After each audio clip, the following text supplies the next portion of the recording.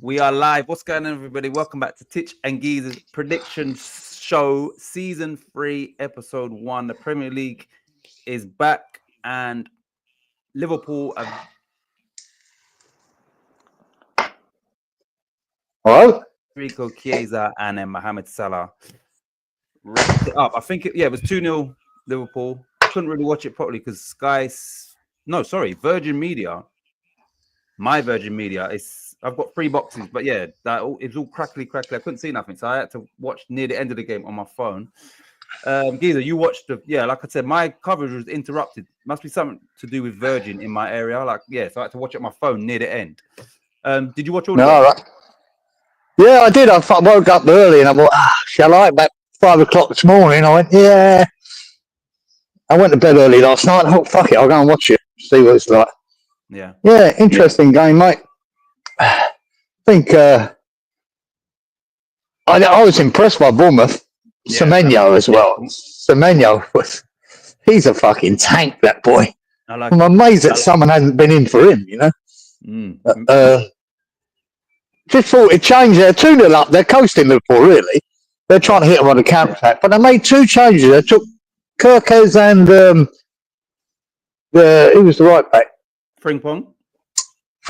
They took them both off. As soon as they done that, they were hitting them spaces. Bournemouth, right?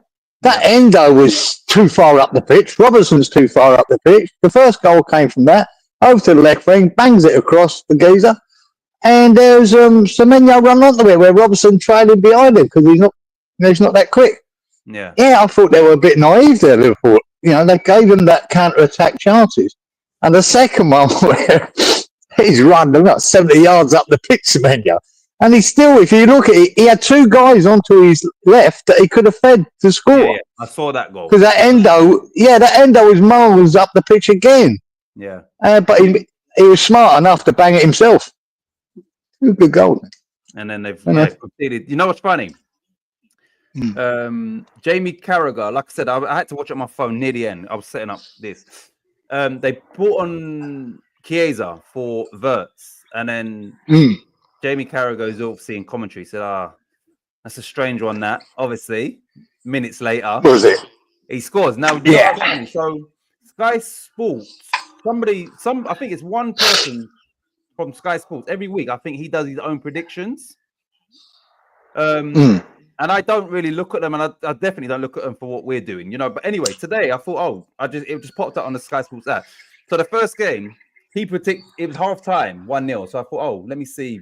You know, I just went through my phone, and the guy predicted 4-2 Liverpool, and I had a geezer moment. I said, that ain't happening, and obviously it's crazy. Wow. Anyway, that same guy has picked West Ham to draw 0-0 at Sunderland. So, he will explain why he's picking what he said. Sunderland would have, they were the 8th highest goal scorers, so he can't really see them getting too many goals at this level. But like I said, he did actually predict 4-2 Bournemouth.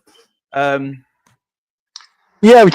said I thought Liverpool win 3-0, but I had 2 things in my head I was going to predict for that game. It was either 4-1 or 3-0. 3-0, yeah. Yeah, I thought, I thought 4 in their first game of the season, Liverpool would have probably eased off a bit near the end. They did ease off a bit, but obviously had to react when they went to 2-2. But I was going to go 4-1. I thought, right, I'll give Bournemouth a goal. But they look, I tell you what, that doesn't look like, with all their signings, Liverpool, it don't look like a team's going to piss the league. Nah. It really don't. Not yet, anyway. They've got TK looks good, man. He looked like he's run out of steam after about 65, but he looked good. He was sharp, man. He was dangerous all the time. Frimpong was all right. Yeah, had a good battle with the boy on the Brooks on the left. Yeah. Wirtz he reminded me of Bernardo Silva. He's just everywhere. He's forever moving. He's already, creating space for you to give him the ball. He's always available. Yep. Yeah. He didn't light the place up, but you could just see what he's doing. He just gives people options to pass to him. Yeah. Well, like I said, I didn't watch as much of the game as I wanted to because Virgin TV was just being stupid. And by the time I did watch it on my phone, it was like 85th minute or something like that. Anyway, you lot, let's get to the chat because we are back. Who we got in house? Big up. Danny Boy says, good evening. Evening, Danny. Hope you're well. Danny. Look, okay, good. Not good. But Robert says, think Virgin was down all over. So, Yeah, because normally, like, you know, like if one box is playing up, like basically, sometimes it's just per channel. So it was going all like pixelated. You couldn't see nothing. Change the channel, change it again. And it was, I thought, let me go in the living room. Same thing. So, but yeah, it's annoying. Evening. It was good here.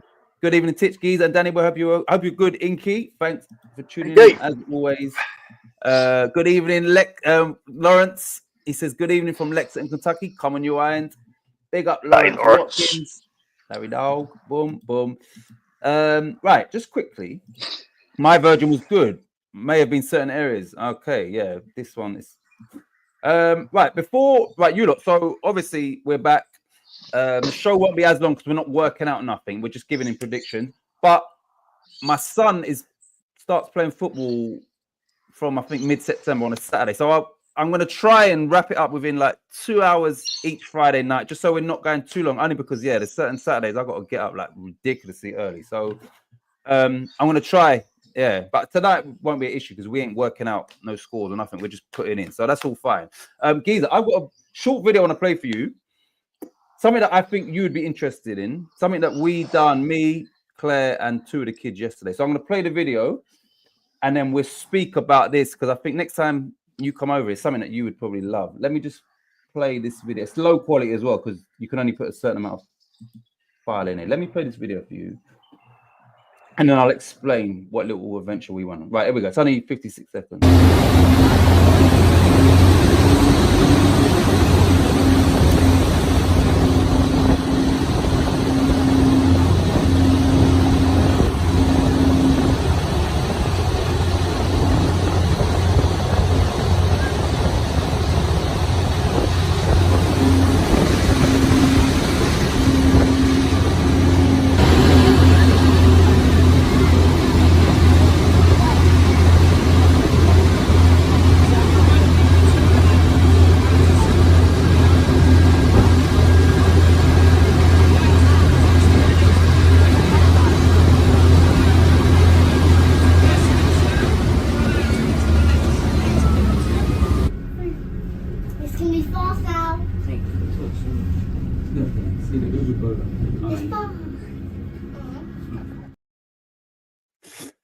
Right, so for the first, like, I'm the most uncultured, untraveled person. Yeah, I don't even get around Tooting, let alone London, let alone England, let alone the world. But anyway, so we was down at Putney Bridge the other day, just on the, and then we saw like an Uber boat.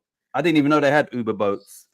So obviously Claire done her inquiries and that. And anyway, you can get, we bought a pass online. You can, they've got like different, like they've got Putney Bridge, Wandsworth Park, Wandsworth Town, and then, you know, Embankment, all of that. So you buy a pass, which is hop on, hop off. It takes you, the furthest you'd go is as far east is Putney and as far west is Greenwich. So obviously in Greenwich is where we ended up, is where they've got the O2 Arena, they've got those overhead cable cars, you know, there's loads. Anyway, so you go past all the bridges, and I know you like the architecture in London. So, you know, we went past Big Pen, Houses of Parliament. So, yeah, you go on the Thames. Putney all the way to Greenwich. So you would love that because you get to see, you know, all the London Eye and all this. Yeah, like really good. See, I have taken that boat, Geezer, or one similar. Oh, have you? From Greenwich, but to London Bridge, not as far, you know, far west. Yeah, west. As you are. Yeah. But yeah, that would be, it is a good shot. When I first came over with young Kieran, I took him on, you know, just to be on the Thames and get up to London Bridge. Oh, so you did do that, yeah? I did do that, but yeah, not as long as far as you, yeah. Oh, okay, good. Yeah, I've never done the cable over. Yeah, I mean, but Claire knew about all that stuff, and like I said, we just saw the boat one day, and I said, right. But it's a good way to travel into town, into London, mate. It's a great way to go. We was on it for a long time, and then the one coming back, we had to get off at Embankment and then get on that to go back to Wandsworth or Putney, whatever. And then they was like, oh, the bus, the boat, something it's been delayed 53 minutes. So then me and Claire and Danai went for a walk somewhere because he's so hyperactive. He couldn't wait at the dock. Me and Danai went somewhere else to the park, and then Claire phoned me. Oh, there's a boat coming in 2 minutes, but the girl's not sure whether it's going to stop or not. Me and Danai's running back down the embankment, and then the boat just went. So yeah, we're wait anyway. Long day, but it was good, man. And you know, like they run until I think like 11 p.m. or something. So sometimes, you know, when London's lit up, you can be on the water. Yeah.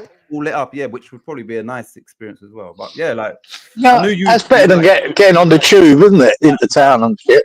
Yeah, so nice. Yeah, I don't do none of that public transport, buses. So going on that, you know, it's nice. The boat, you can stay on the outside where you saw, or you can go on the inside, which is like aircon. The middle part's like air conditioning and that. Yeah, it's good, man.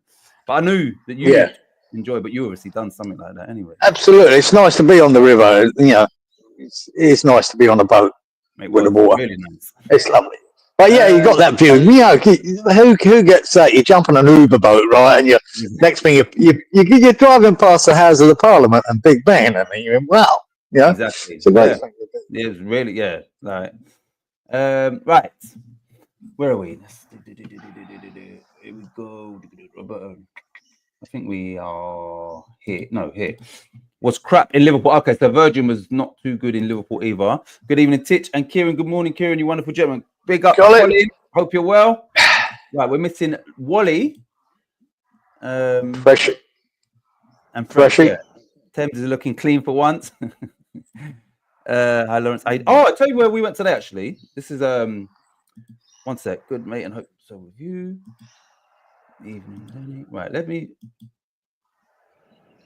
Yeah, this might interest you actually, sort of. So, evening friends, right? So, today, like me and Claire don't really get to do anything like just together, you know, like none of that. Go out for a meal, none of that stuff, through circumstances, whatever.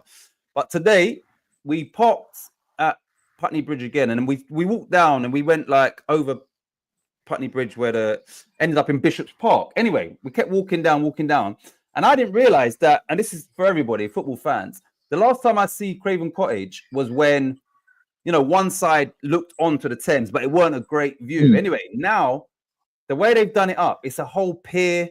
They've got, you know, like an open thing with where you can see the pitch from like a, you know, like obviously it's locked up, but they've got all like different food things in there, a bar and different, like loads of stuff on there. So then, like, we just asked him, one of the staff there, and he said, oh, like, you know, they've got 3 or 4 floors. They've got a penthouse on the top where you can get £100 a month. You can get like a members club. Nothing to do with Fulham, just like as in like a social type.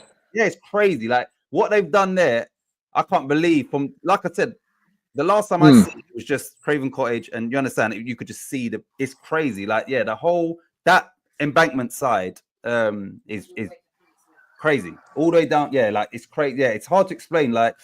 But yeah, now Bishop's Park, before you get to Bishop's Park and you could only go a certain way. That's all opened up now. You can walk all the way down to Hammersmith Bridge, walking along the Thames, which wasn't like that before. It's crazy. Nice. I remember seeing bits about them building that stand that onto the water. Yeah. So yeah, it looked impressive. It took them ages to get it done, mind you, but yeah, really nice. Yeah. It's good, yeah. I was unaware. I knew that they were doing up Craven Cottage, but I didn't know that to the extent of that. The hotel apparently opens soon as well. Like they've got a hotel attached to all of that pier and all of that. Like, yeah, nuts. And I just remember now. I knew a load of boys out in Essex there.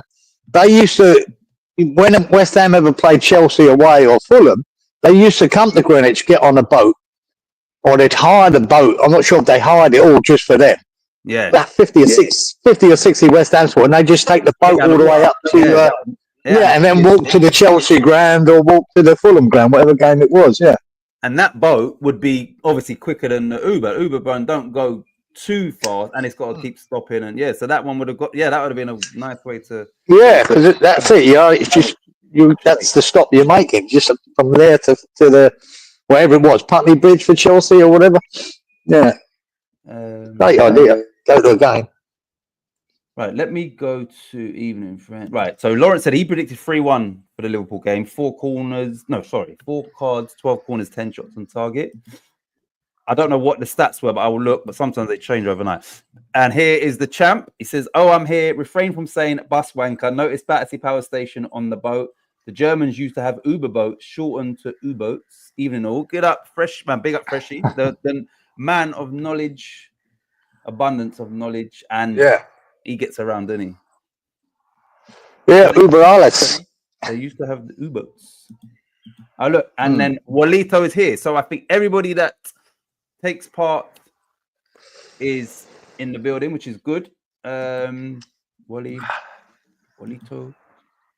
Right, so Lawrence said, no, sorry. Freshie predicted 4-2. I'm just going to guess there was 3 cards. That's the stats, dude. Yeah, that must. Yeah, that's what he predicted. I think I predicted that as well. So I'll just put those points. Oh, sorry. The U-boats thing was a joke. Oh, sorry. Was it? Hold on a minute. No, just wouldn't have surprised me, Uber. He said U-boats used to have Uber boats.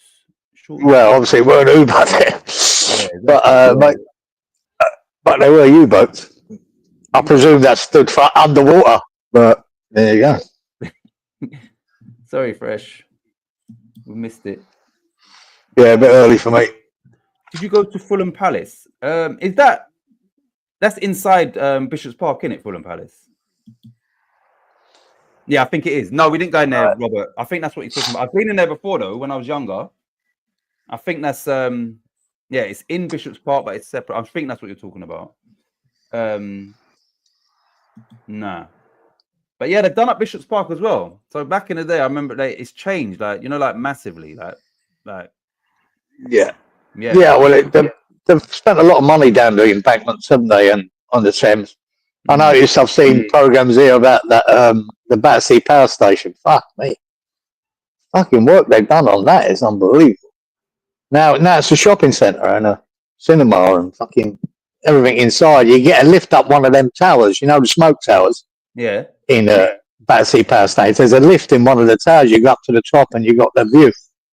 Unreal. Wait, watch this. That's literally a stone throw from here. I bet Claire don't know. Claire, he said that Battersea Power Station. They've got did you say a shopping centre there?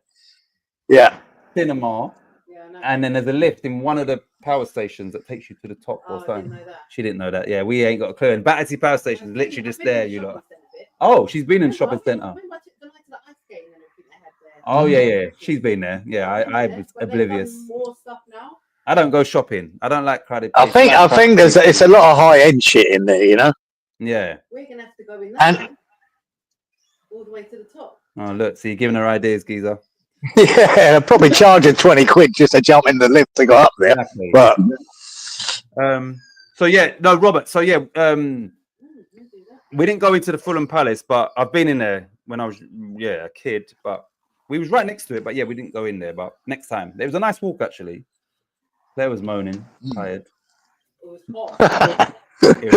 it was hot. Fucking woman. She's a fucking woman. What else? Exactly. You had to rub my feet and everything. Yeah, I had to rub her feet and everything just to get her to. Fucking hell, what an effort. Yeah, bloody hell. It's funny. Right, so before we get into, like I said, today will be a quicker show because obviously we ain't working out the scores and all of that. Anything been going on, Geezer, or anybody in the chat? Anything of note? Because we'll get into not a great deal, but I did see a little program there giving you about some of the changes. I mentioned it the other day on the show. Yeah. That for this season, I like this one they're bringing in. They tried it out in that Club World Cup. This is the 8-second rule for the keepers. Yeah. And then if you get past, if they go too long, then the other team get a corner. Which is so. I'd love to predict who's the first goalkeeper to give away a corner. Yeah. Be interesting, one. But yeah, that's a good forfeit, I think. And that's the thing, because it's a whole new rule introduced, and that will go down in history as to who was the first goalie to give away a yeah. So that will definitely yeah. Right. Roberto says, Claire, that was that a bit of foreplay, rubbing your feet? Right. She wishes. She wishes. It's funny because there was this guy, he was walking past And Claire said he looked like as if like he gave his nod of approval, like, oh yeah, I like a bit of that. Smile to himself. Good boy. He's saying good boy, good boy. That's what you meant to do, mate. Yeah. Follow. Right. So Leeds have signed Dominic Calvert-Lewin today. What do you think about that? Oh. Good signing for them? No. No? It could be, but mate, go and look at his stats for the last couple of years. He scored absolutely fuck all last 2 years. He's been injured for most of it. No, it's not really, no. No. If it's a backup for them, maybe he could help, but no, I don't rate him at all, Geezer, at all. But sometimes needs must. Lawrence says, Daddy, you guys are getting younger, I see. I think in response to them signing Calvert-Lewin. Free agent, so not costing us now, apart from wages. Yeah. Yeah, that's, I think it's smart there. That's the one of smart thing, yeah. You wouldn't spend money. It's about as smart as us getting Callum Wilson. You know what I mean? That's it. I don't, maybe it'll work, maybe it won't. But he's forever injured. Like, I think he scored 3 goals last year. Callum Wilson scored none. I think this year before he might have got 6. I mean, it's no near good enough. Man. All right, well, I'm going to post something to you that Wally's put there. Right, so Inky's obviously alluded to what you said. He said, let's see if Calvert-Lewin can stay fit. Wally says, I would take Calvert-Lewin over Callum Wilson. I don't think there's a lot in it. I think, no. I'd probably rather have Wilson myself. I'd rather have neither of them, to be honest. But, it's a low bar we're setting here, them two, I'll tell you. It really is. So. Right. Colin says Sullivan took a loan out with a dodgy company that nearly made Everton go to the wall. But what money loan for mystery? What does that mean? Sorry, what's that? Yeah, they've agreed with this media tech company, right? That Kieran Maguire reported about it. He's a financial expert, isn't he? And it's I don't think we've taken any loan. We've made a deal with them that we can get a loan from them. Yeah. And they sound like a real dodgy mob, Gazer. You know what I mean? Apparently they're about 260 million in debt. They don't employ anybody. It's a weird, very strange situation. No one can understand what it means. That's all. But it's typical sort of Sullivan backdoor sort of thing. Nobody knows. But is Colin saying basically that same company is nearly what made Everton go? Apparently they had dealings with them, yeah. I don't know the details of that, but yeah. I don't think it helped them very much. Right, Lawrence agrees with you. He said I would go none of the above for those 2 strikers.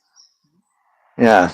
And he signed. Oh, look, this is a bit weird because he signed in time to play against Everton on Monday. Like, could Everton have held out a bit? Because when does the transfer window close? No, Everton be going, fuck it, yeah, starting Monday. We'll keep a clean sheet. If he starts, and I know Leeds are at home, and Everton haven't had the best of pre-season. I know it don't mean nothing, but if he starts at Ellen Road, I could easily see him scoring. Definitely. Yeah, he might. Because of this early in the season as well. I say like anything. It's like other with Andy Carroll, mate. He can score goals for you. Fucking top striker, man. We couldn't keep him on the pitch. Yeah. Calvert-Lewin's been like that for Everton for the last 3 seasons. Callum Wilson's been like that for Newcastle last season. No good how good you are if you can't fucking be fit to play. Exactly. And that, he could have that first game, play really well, score. Yeah, but over the season, what's he going to give you? Yeah. No. But they got him on a free. They got him on a free. Goes, mate, it's worth a punt if they haven't. It's a backup if at worst. So yeah, you can understand it. Definitely. Right. Robert says Everton have signed Grealish and Dewsbury Hall. Yeah, 2 good signings, I think. 2 good signings. The only thing with Grealish is, see, you say it's a good signing, but if we sign Grealish on those terms, would you say it was a good signing? What were the terms? I think that they pay all of his wages and they've got an option to buy. I don't know if it's an obligation at 50 mil. All of his wages is that'd be a toughie. Mate, look, he could come back he could be the Aston Villa Grealish, if he goes to Everton. He might have a free role, he might do for Moyes what Lingard did for him. He could be that. You know, because we know the talent was there. He's just hadn't seen it at City in the last 18 months. But he's a talented boy. He likes the beer too much. Yeah. But yeah, he's got to cut that out. But he could be a great, really good signing. Or It not? could definitely be. Yeah. Just going back to this one here as well. So Dewsbury Hall, right? Obviously, he done well for Maresca at Leicester. He then brought him to Chelsea with him, but then I think he realised that he's not an elite Premier League player, but maybe he is a Everton type Premier League player. Yeah. We'll see a lot more of him. He's played in the Premier League with Leicester, obviously. They got relegated. Then Maresca took over. He was a main player for him, so much so that he brought him to Chelsea. But then that same manager thought, actually, there's levels to this, and he's not at that level. There's levels, yeah. He's not at that level. But a mid-table club, yeah, for sure, he's fine. Good solid player. So I would say, for me, I don't know, hindsight, but that's probably a better signing for Everton. I don't know what they paid for him. It could be. Because of the finances and that with Grealish. But Dewsbury Hall's probably on a decent wage at Chelsea as well. So it depends. Yeah, I don't know what the money is, but whatever. Right. Roberto says that Wilson has said he's aiming for 10 goals. Well, I like to hear it because that's what we want out of him. But if he gets 10 goals coming off the bench for most games, I would have thought that's a great return. Yeah. Take it. Yeah. No, it is a great return. Because by saying that, he's basically saying that he knows he's not going to be starting most games. Otherwise, he would probably say I'm aiming for 15 to 20 if he knew I was the first choice striker. He's not going to say 10, is he, as an aim? So he must know that he's playing second fiddle to probably. Yeah. My God, we need someone we need more goals. We can't just rely on the Fulkrug and Bowen for our goals. And when you look at that West Ham first team, who's going to, apart from Souček, who else scores goals? Our centre halves don't score any. No. Our left and right back don't score any. Who in the midfield scores goals? Bar Souček. Kudos got about 3 goals last year. Exactly. I'm not sure what. Paquetá got a couple. You need midfielders to be scoring goals for you, or other players. I mean, most teams have their centre half between them and get about 5 or 6 goals. Yeah. I don't think we scored any from our centre halves last year. You know, there's fullbacks that score, 2 or 3 or 4 goals a season. We haven't got that. And we're still waiting on Ward-Prowse to score his free kick for West Ham. Yeah, and our free kick specialist hasn't scored it. Yeah. Right. Wally says, Sully should have called me if he wanted a loan. I've got contacts. He has as well. Walito was the guy. You should have called him. And it would have been all legit, or more legit than this dodgy company. 1st of September. Okay, 7 p.m. window closes. Wasn't he a free? Yeah, he was. Sorry. So yeah, me thinking, Everton could have held on to him for a bit. His contract had expired anyway. So it's all set up for Jack Harrison to swing across. Oh yeah. So sorry, Jack Harrison left Leeds when they got relegated and went to Everton for 2 years, I think, on loan. Then I saw an article the other day saying basically the fans are not, a lot of the fans ain't really liking him, and he's got to sort of earn back their because of what he basically jumped ship when they got so I think some of them is not feeling Jack Harrison, but obviously he's got to because of he jumped ship, we're relegated, you go there. That would be funny if he set up the goal and it's Calvert-Lewin that scores against Everton. And you see by that score tonight, mate, it's a strange old game, isn't it? Yeah, because it's still a funny old game. It's pre-season, isn't it? Still, really. So there should be some games where there's a decent amount of goals or different sort of outcomes that we're expecting, maybe.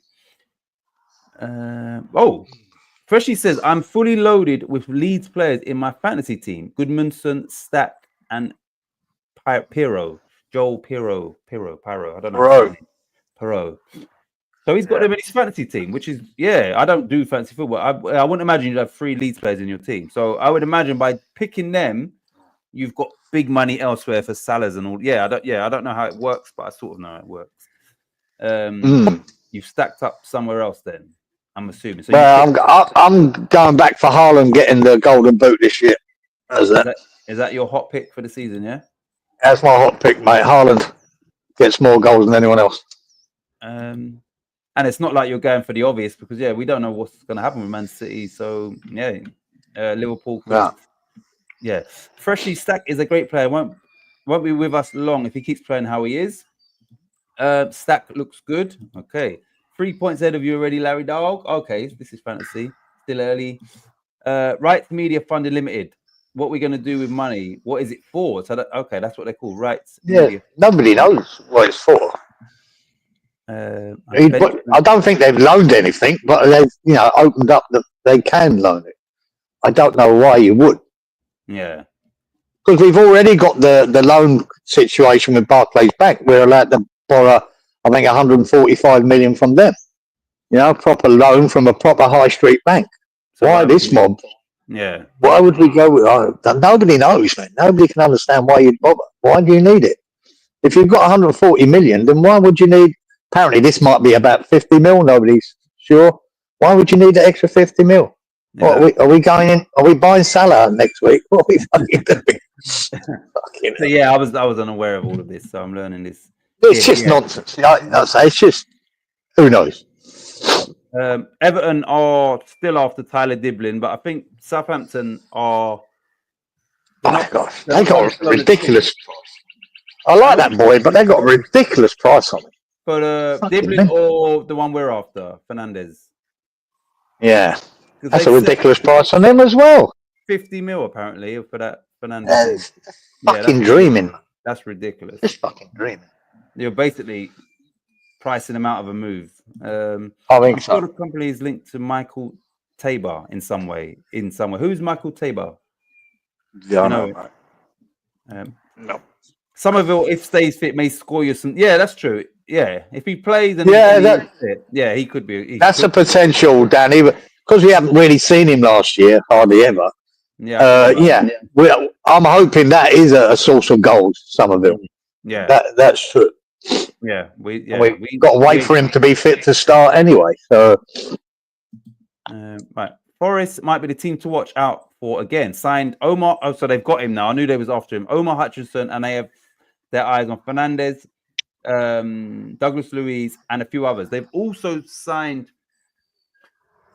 So I see that they was interested in someone, Colin, and then they're going to move on to Hutchinson. So they signed somebody else that was like quite a good signing for them as well. So there's somebody else that's not on that list.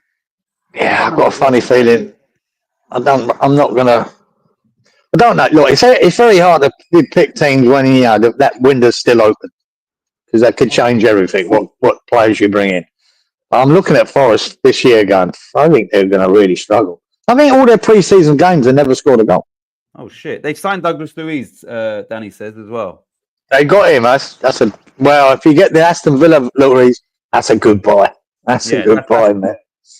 This is the one I think that Colamundo's a striker from. I've heard of him a lot. But yeah, I think this was the one I was talking about. Do you know what? That's right. Because Chris Wood ain't going to do what he did last year. He's never going to do it again. And he's in Europe as well this year. You know what? Sorry, there's so much things to talk about. So Crystal Palace's appeal was unsuccessful. So Palace are in the Conference League and Forest are in the Europa League. And also, thankfully, Spursy done a Spursy. And, They did not pick up that trophy because I did not want them to win it. So PSG. No.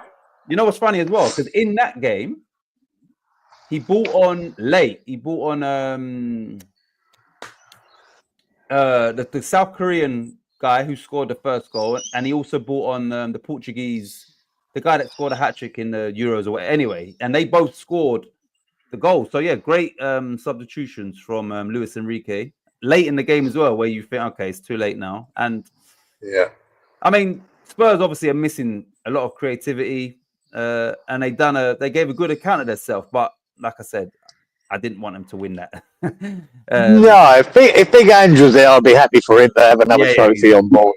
But no, he's gone, mate. I want them to lose every fucking game they ever play.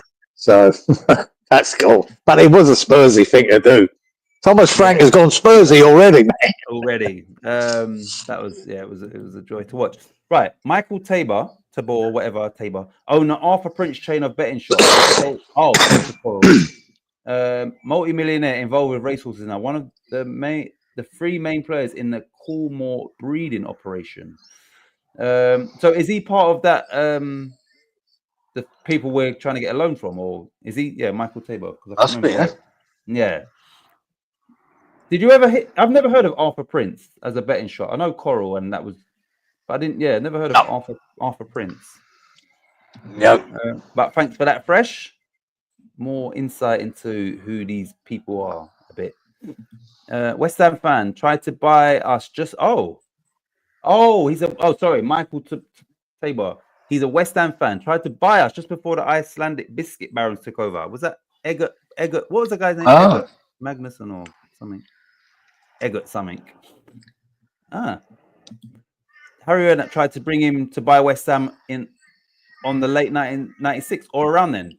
Tried to bring him in to buy West Ham. Okay. Did anyone see Son's leaving message on X? Was tearful? No, I don't think I did. No, but no, he was don't really care. Yeah, I think he was. I think he said it. I mean, he ended up winning the trophy, but I think after about 4 years there, he could have went to most clubs in Europe, Barcelona included. I think there was a point where I think he maybe should have left and went to a better team than Spurs. But good for him for winning something. Yeah. It's one of them guys. I mean, I always look at it, mate. Regardless of being West Ham mad and whatever, I love to see great players in that Premier League that you enjoy watching, like a Hazard or a De Bruyne or a Bernardo Silva. Or Son was great. Him and Kane there, mate. They were a fabulous partnership there at top. Yeah, and he's iconic. He was in the Premier League 10 years. Yeah, 10 years. Especially for a Korean as well. That probably the most famous person in Korea now, isn't he? Yeah, in South Korea. So yeah, he was a great addition to the Premier League as a player. But I was criticising him last year. I thought he was terrible last year. Yeah, I thought he was really poor. He was showing that it was time. That level. So I'm sure he'll be fine. Get a load of money when he's playing over. Where's he gone? LA? Yeah, playing for LA now. LA? Yeah. I mean, he turned up against West Ham last year and then double step overs. Who did he send the wrong way and then scored? But yeah, overall, that's probably Soufal. No, it was a centre back. I can't remember who it was, but yeah, he just tied it. Right. Yeah. Lawrence says the big story for this year will be West Ham strong wing backs. Book it, Giza. So that's Lawrence's hot pick is West Ham's wing backs. Jamie Carragher has tipped West Ham to be relegated this season, but Roy Keane has said that he ain't the only one. No, he's not the only one. Roy Keane has said that he believes signing Hamadson or whatever his name is will be the telling thing that will keep West Ham up. So Keane is sort of saying West Ham have done right in the goalkeeper department, but yeah, there's a lot of the experts are expecting us to. The way I look at it, we've got two good wing backs, right? We hope this young lad's going to be a good wing back. Yeah, but without that midfield being sorted, we're going to be so deep. They're not even going to be part of the fucking attack. They won't be able to get up there. I'm telling you now, at the moment, unless we buy two good midfielders with energy and pace. I watched that midfield of Bournemouth tonight. Fuck me. Pisses over us. Pissing with their energy and their effort and their counter-attack football. It's unbelievable. It's night and day compared to West Ham. I think our wing-backs will suffer because of that midfield. And if you look at how bad it was at the end of last season, if you look at that team, guys, I keep saying it. Say Manson doesn't start the first game, right? He might bring him in, might straight in, he might not. Say Areola, the only player that's any fucking different from last season, as bad as you are, is that Magic Juice, right? A young 20-year-old wingback. That's it. So, fuck me. I want to see more than that, man. We might change the midfield with Potts, but he isn't going to win you the games, man. He might have be a good, solid little player, but we need something a bit more in that midfield. I was watching Bournemouth go, fucking hell. Wish we had that sort of energy in our midfield. We don't. The funny thing is, obviously you was impressed with Bournemouth tonight on most parts, especially attacking wise, yeah? Obviously, they've let him Yeah. 4 goals. But Bournemouth, since the end of last season, they've lost a player to the centre back to Real. They lost another centre back, I believe, the Ukrainian or fullback. I think I don't know. Anyway, to PSG. Sabani.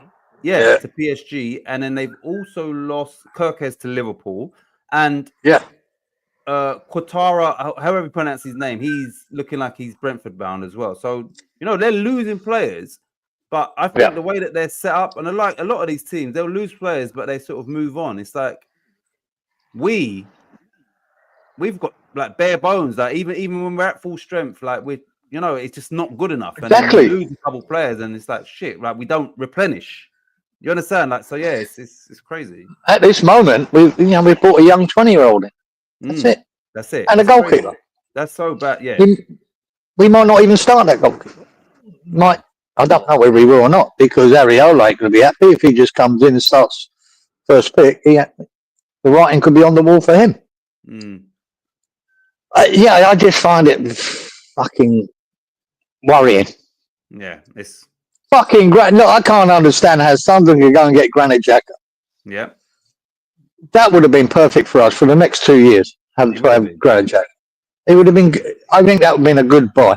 Right? It's not where you want to be. You want younger players and whatever.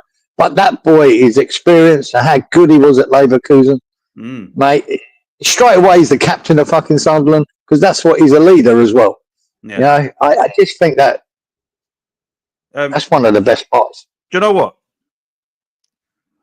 Aside from Leverkusen, he was a scapegoat amongst the Arsenal fans, but he was a quality player with Arsenal. Yeah, he's disciplined at times, but I'm saying he wasn't. He was a very good player for Arsenal as well. It's not, you understand? Like and consistently playing in the Premier League. So yeah, he's Swiss national team. And he can score goals too, mate. He's got a hell of a shot on him.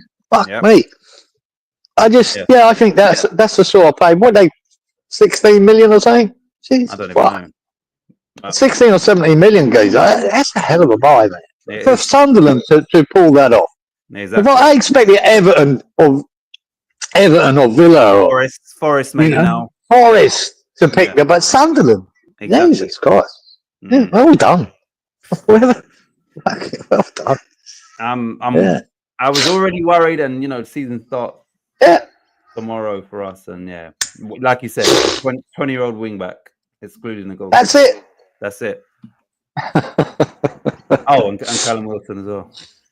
I do think he stayed at Spurs about 5 years longer than he should have. I think he could have. He would have had his pick of club. He could have went Bayern Munich. He could have went Barcelona. Yeah, he could have. I think he could have. Kids under 5 now have the highest rate of flu per capita in Queensland.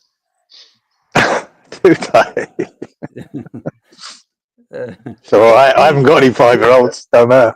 Geezer, did you have any of the house storms they have had in towns around Queensland? Yeah, no, we did have a massive storm the other night, Robert. Came in the afternoon. Fucking hell. It went from beautiful like this to pitch black, and then the thunder over the roof, man. It made me jump. Shit. And lightning, and then for about half an hour, this torrential rain. Didn't get the hail, which you might have done somewhere else, but it was unusual for it. Before summer kicks in to have that kind of mental storm. But how long's your lawn at the minute? Long. He's doing, man.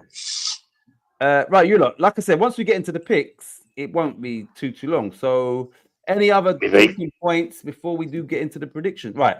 Colin says, I'm not looking forward to this season. I feel we will finish 15th, and how many points we will get from the first 5 games. I would say we're lucky to get 3 points, but we will get beat by Sunderland. I am very worried. Echo his thought? Well, I echo that. I don't think Sunderland's a gimme, especially up there. First game of the season back for them. With all the players they brought in well. Once they signed about 8 players, they'll be up for it. The crowd will be up for it. And then we face Chelsea, and we could get embarrassed against Chelsea if we're not careful. We really could. So it's a tough start. If you're 3 points against Sunderland, fucking that would be fantastic, because the few games that we've got coming up, I'm struggling to see where we get points from in that first sort of 5-6 games. So yeah, I'm worried. Yeah, you lot not optimistic at all. And to be fair, I believe that we would have done a bit more in the transfer market. When I was saying I was worried 8 weeks ago, and obviously I knew. Well, no, I didn't know. I thought, like closer to the season, we'll have a few more through the door. Hasn't happened, so yeah. It's the midfielder worries me, Geezer. You know what I mean? I think Magic Juice a great little signer. Manson, great. Got a good keeper coming. Fucking hell, man. But the midfield to me was a priority, and we haven't gone near it. Fuck. Freshie says, don't know what you're fretting about. We'll have 15 points after 5 games, top of the league again. Ole. Yeah, but he's backing up his third place prediction. Yeah. I'm reassigning that. See that pick he did? I know that's bullshit, right? He knows it's bullshit. Oh, yeah. So if he wants to be optimistic for West Ham, 9th. That's what Freshie's getting. He's getting 9th for West Ham. That for me, that's highly optimistic as well. Yeah, that's highly optimistic. 3 is fucking mental. There you go. Robert says, I've gone for a 3-1 win for West Ham. Don't underpin. What does underpin mean? Well, depends on what context. Underpin. I've never heard it before. He says, hell yeah, Fresh. Fresh is, he's put in some optimism. So, mate, the Chelsea game worries me more because I can just see them fucking ripping us. Like last season when it was just, we were just open. Open that fucking, Joe Pedro, Delac, Palmer. Fucking hell, man. Yeah. Saves a negative for the Spud. Yeah, this season, I'm glad the football's back. And the good thing is we have all the games to talk about, not just West Ham. But West Ham are hard to talk about at the moment. I just think we should have had 2 midfielders in by now. We haven't. Well, you got to the 1st of September now to get them in. Who? Fucking hell, man. Oh, sorry. So what he meant was to say was, he doesn't understand all of this doom and gloom, Roberto. I do. Yeah. I had doom and gloom, but worried. I'm a little bit worried because of what we've done. I said we could potentially have 1 new player in that team. And I've seen the last 3 months of West Ham's season, all the months that Pot was there. Didn't impress me then. Now, the only difference is we haven't got Kudus. All right? We don't have Cresswell. We don't have Fabianski. We don't have Soufal. And all we've got is a young 20-year-old. Antonio's gone, obviously. And Antonio. And I saw today that apparently Paqueta has said that he wants to explore his options for this year. That came from, I think, Fabrizio Romano or whatever. So have you heard anything about Paqueta potentially expressing a... No. I'm expecting him to stay for the season. But this was... anything can change. This was this evening. I just went on... I always go on Google and say West Ham News. And this... Once I typed it in at about 7, this was like 33 minutes ago. Fabrizio, West Paqueta, and this was on all of the things saying that he's. And what did he say? Something like he wants to explore his options for this season or something along the lines. Yeah. Oh, for fuck's sake! That's what Isaac said. Jesus Christ! That was like I said. That was about 7 or 7:30 p.m. So you obviously haven't seen that. No, fuck me. Has he got the same agent as Isaac? Because I want to explore my options, and I ain't playing for you here again. Fucking hell. Let me just see if there's anything still up there. What's the news? Javier, let's see. Where is it? Alvarez is reportedly set to leave West Ham before the transfer window closes, so we're going to lose Alvarez. West Ham news. Paqueta, one sec. Paqueta can excel with weightlifted. Fabrizio Romano, Paqueta, West Ham departure, a real possibility. That was 3 hours ago. That was from Romano. 2 Right. hours ago, Lucas Paqueta open to leaving West Ham. Romano again. West Ham playing Russian roulette following Paqueta rumours. This is West Ham news. Clareton. It is Russian roulette because you've got to have a replacements if you're going to lose at that quality. Yeah. Got to. We haven't got them. Not at this moment in time. Unless they're confident on a couple of players that are coming in. Fucking crazy. Right. Lawrence says, how about play the first Prem match and then kills us? Drives me crazy. So he's saying, let's just see after that game. Against What's that? no, he's just saying let's Look, at the end of the day, we're a fucking established Premier League club. Sunderland aren't. We should be fucking going there and beating them. That's what we should be doing. But how many West Ham supporters are confident of that? I'm telling you now, I'd say it might be 50-50, but I'm not confident. And I'll tell you now, I'm not picking West Ham for a win. I'm not sure how knowledgeable you are about their manager, and I've only saw this today that their manager's quite pragmatic, quite defensive. So that would imply West Ham would have to break them down, which that's why I think the Sky Sports expert predicted a new. Yeah, because I think West Ham will sit back. I think they want to counter attack like we did with Moyes. Yeah, I think Sunderland want to do that. Now you get two teams who don't want to attack. That's why he's going for the fucking 0-0. It's happened before with us. They prefer to counter attack because they've got pace in their midfield. According to Sunderland, they've got pace to counter attack. Fucking no good. We got 9 men in the fucking box. You ain't counter attacking that. Yeah.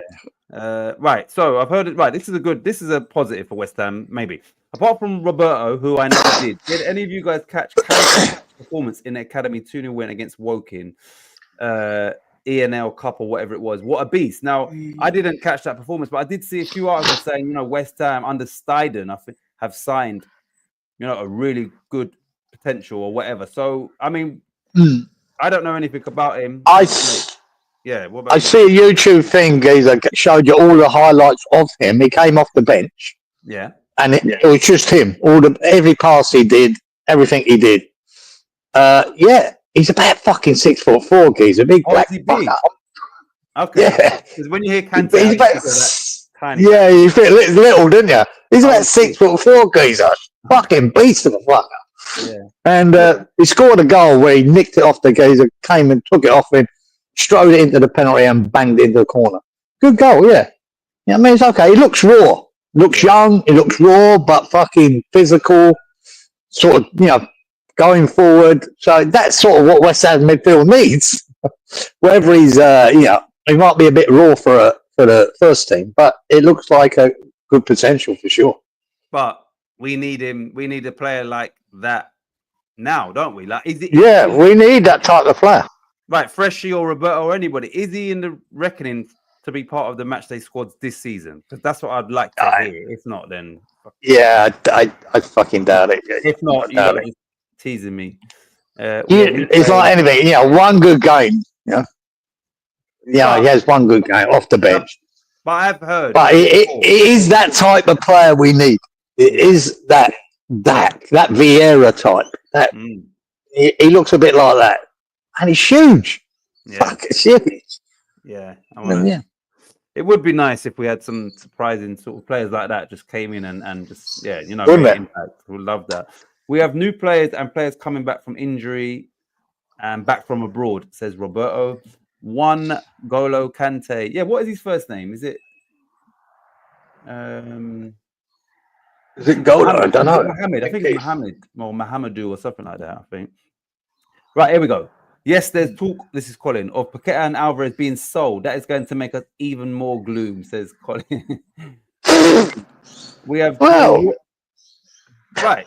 Did you know that in the League Cup, obviously we played the second round, we've got Wolves away in, of all the team, like all the divisions, we've got a Premier League. Yeah, we've got a Premier League team. But even so, I think Wolves will be one of them trying to fight relegation as well.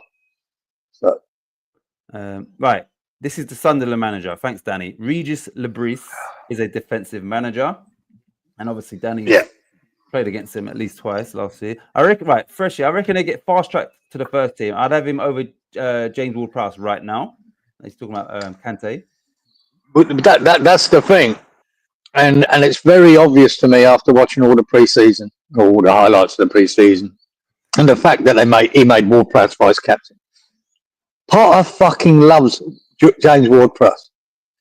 He's going to be a mainstay in that fucking team for the rest of the season. Fucking guarantee it. Guarantee it. He wants him in there because he's sensible. He's good on the ball. He works hard. He plays it left. He plays it right. Plays it backwards. He's safe. It's a safe pair of hands for fucking Potter. That's what he wants. That tells me how boring, regardless of our results, how boring this season's going to be. Because I think he's building a team around fucking Prowse. And that's scary as fuck. It really is. Now, would I rather see, a more dynamic Kante? Fuck yeah. But I'm telling you now, Potter sees him as his safety fucking guard. That's him. So shit, man. Right, That's another. Mamadou. Yeah, Mamadou Kante is his name. Mamadou. What a name. What a name. Mamadou. Robert says, one swallow don't make a Swallow summer. doesn't make a summer. The old saying, man. Cracking saying it. Yeah, I remember that. What was that fucking Lawrence on about Matey, wasn't it? Who was the striker we fucked off the Leeds? Sonny Perkins. Sonny Perkins, yeah, he had one good game. Everyone's screaming for him, as Lawrence was. And what happened to him? He's at fucking Orient now doing fuck all. Oh, he's very raw, all right, but still, yeah. So he's saying, he's raw. He's raw, but he looks good, man. He looks enthusiastic. He looks strong. He looks like he will get better and be a force. I think he might need a couple of more years. He maybe needs to go out on loan and play for a League One or a Championship side.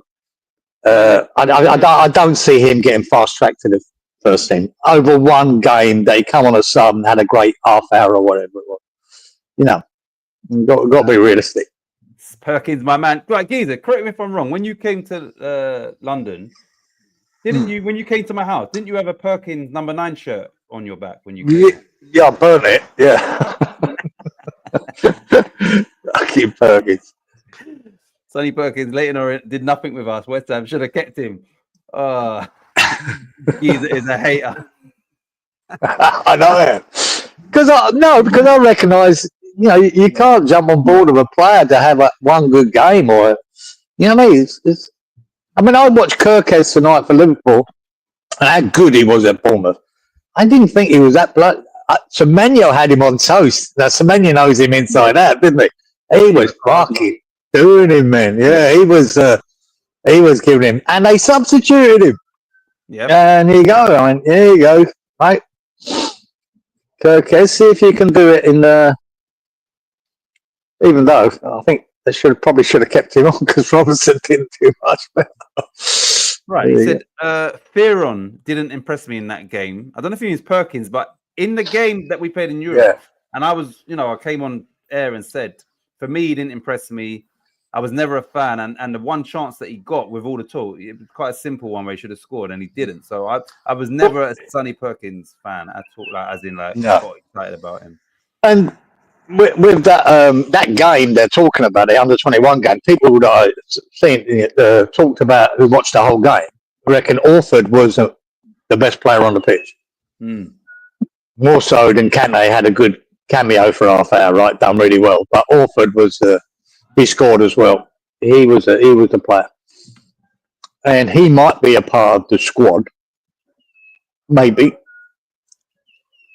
It would be to see more of it. You know what? If West Ham had a decent season, and in that season we brought through these young players, I would love that. Nothing. Yeah, it would be great. Nothing's better, is it? Where I am doom and gloom, and at the minute I'm thinking, okay, have we even got enough players? Do you understand? If it was the Orfords, Potts, and they actually held their own and was doing well, and West Ham, had some good results and it was better than last year, I'll take that. But right now, it's. I think even more so was impressive for the first few games last year was Ollie Scholes. He had a great couple of games to start with, and then dropped off a bit. And then you realise, yeah, okay, you know, if you just go by his first couple of games, you go, shit, we've got a cracker here. But I didn't go too mad about it. I said, okay, he's had a couple of good games now. And then he tailed off a bit. And now he's not being picked. And I don't think he's going to be a starter. Then you bring in Magic Juice. So, you know, there's levels. I always feel there's so many levels to this game. Even from the Championship now to the Premier League, the levels are so much different. And if you go by what these geeks say, that the Championship is the 8th strongest league in Europe, it's still 7 divisions up to go into the Premier League. Wow. Some odd players will make it, like the Bowen and that. But there will be, you know, there's players in there that are good enough, but majority are not. You know, majority struggle. Mm. It's a big jump, man. And you can imagine that jump then from the under-21s to the Premier League. Yeah. It's massive, man. Big, You've got to be a Rooney geezer. You've got to be one of them that just stands out and goes, my God, he's just too good to be anywhere else. Or what's his name? Gascoigne. You know, there's not many of them around. Or Bowen. Bowen's took to the Premier League, no problem. He's good enough. Yeah. Right, Lawrence says Titch Geezer had a tat on his bum of Perkins. Do you know what's funny? I do have a tat on my bum, but it's not that. Right, Larry Dog made the fatal mistake of mistyping Sonny. Yeah, because I even just overlooked that as Sammy on one of the main channels, and everybody now refers to him as Sammy Perkins. You know what's crazy? So when we were saying, "Oh, what's his name? What's his name?" and I said Sonny, but then he put Sammy, and I kind of went along with that once I saw it on the screen, which obviously his name's not Sammy. Yeah, no, Sonny. Sonny, yeah. True statement. It's true. And he's shit. Without that, Geezer. I edited his official Wikipedia page to read Sammy, and it took them ages to readjust it. If that's true, it wouldn't surprise me because I just done the same thing, even though I said Sonny when we were saying, "Oh, what's his name again?" and then you put Sammy, and I kind of, "Oh yeah, Sam, yeah, whatever." You did. Yeah. Right, you lot. As for this week, we probably won't have an hour at the start to be talking because we do need to get through the show. But because we are not working out no scores or nothing this week, we had the luxury of doing that. But once Geezer's back here, he's ordered. He said he's got his new pen pad from Amazon. I've got it's my old pen and a bit of paper. Right, you lot. I'll give you the heads up now because, like I said, I was last minute for this. But the 2 additional games are teams that you're somewhat familiar with, and they're at the end. It's Preston v. Who got relegated? It's a Premier League team. One sec. Banners. Right. So Preston v Leicester is the 10th game, and Ipswich v Southampton is the 11th, which was a Premier League tie last year. They are playing each other in the champ. So game 10 is Preston v Leicester, and in game 11 is Ipswich v Southampton. Like I said, normally we do the 10 Premier League games. Leeds are now in the Premier League, so our 11th game would be somewhere around Europe, sometimes in the UK, whatever. But today we had to pick 2 because obviously Liverpool and Bournemouth play tonight. So it's the 9 Premier League fixtures plus the 2 Championship, which is 3 that came out of the Premier League. So it gives you, we know a little bit about those at least. Anyway.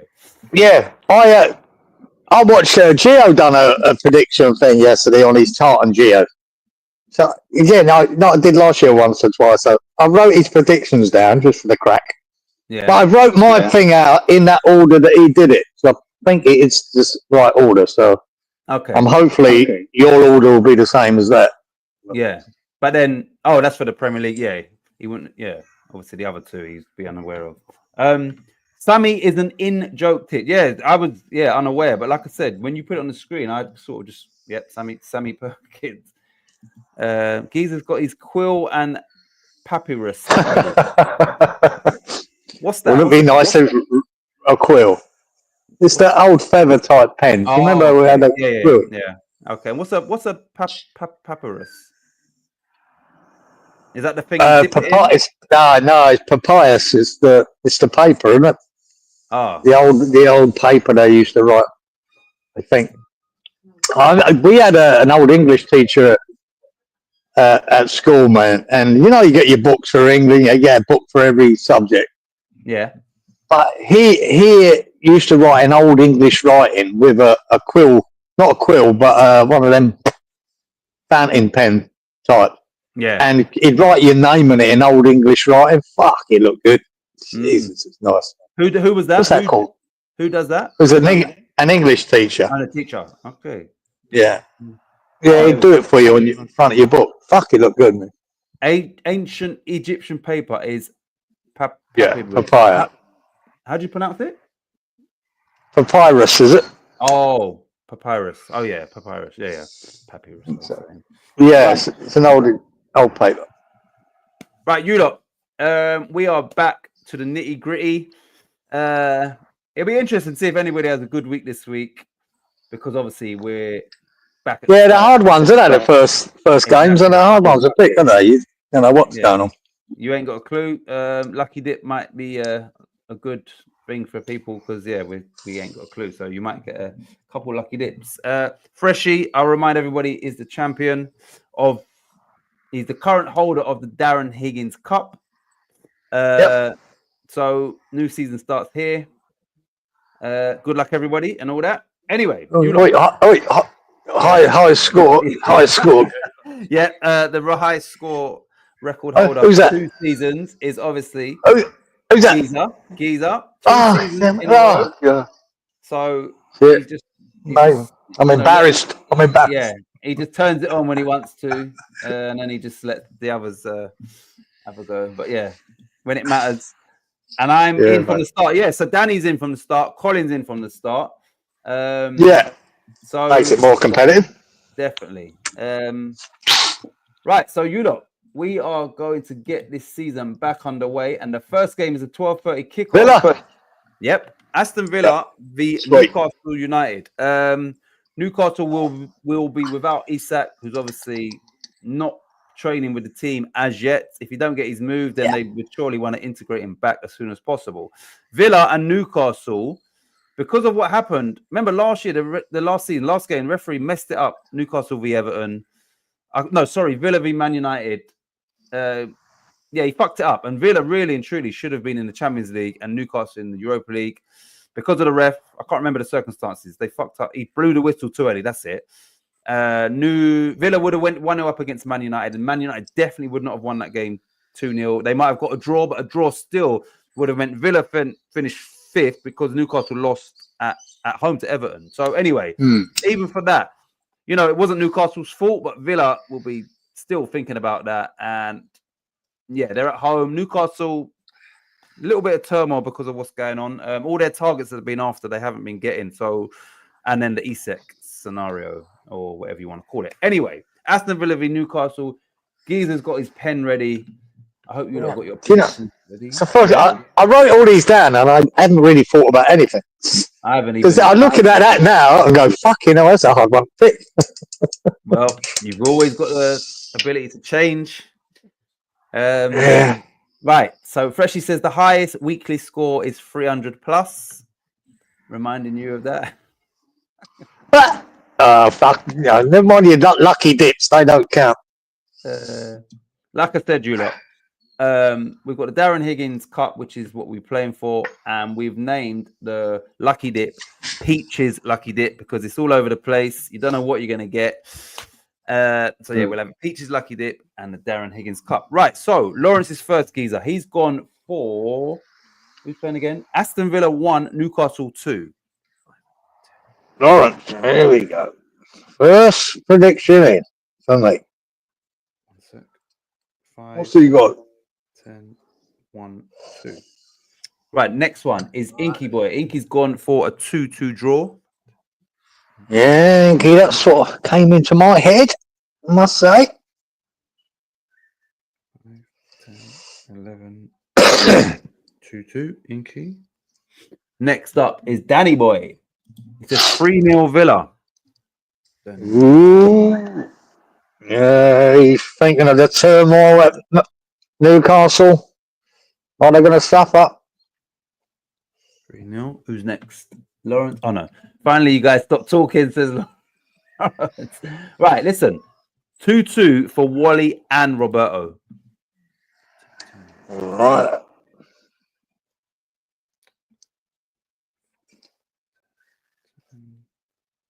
Yes. Thought that might be a popular pick. Robert, Robert's only going for 4 corners, you know. 3, 4, 9, Robert.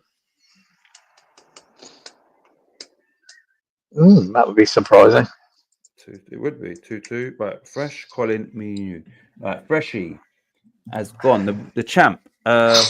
He's gone Villa 2, Newcastle 1, and he says hopefully McGinn gets a brace. Oh no, he didn't. He said fuck John McGinn actually, but yeah, he's going 2-1. 4-11. 4-11-9. 4-11-9. There's rumours about them selling him. I went, fucking crazy. It'd be crazy selling. Everton and Newcastle were linked. I know that as 2 interesting. No.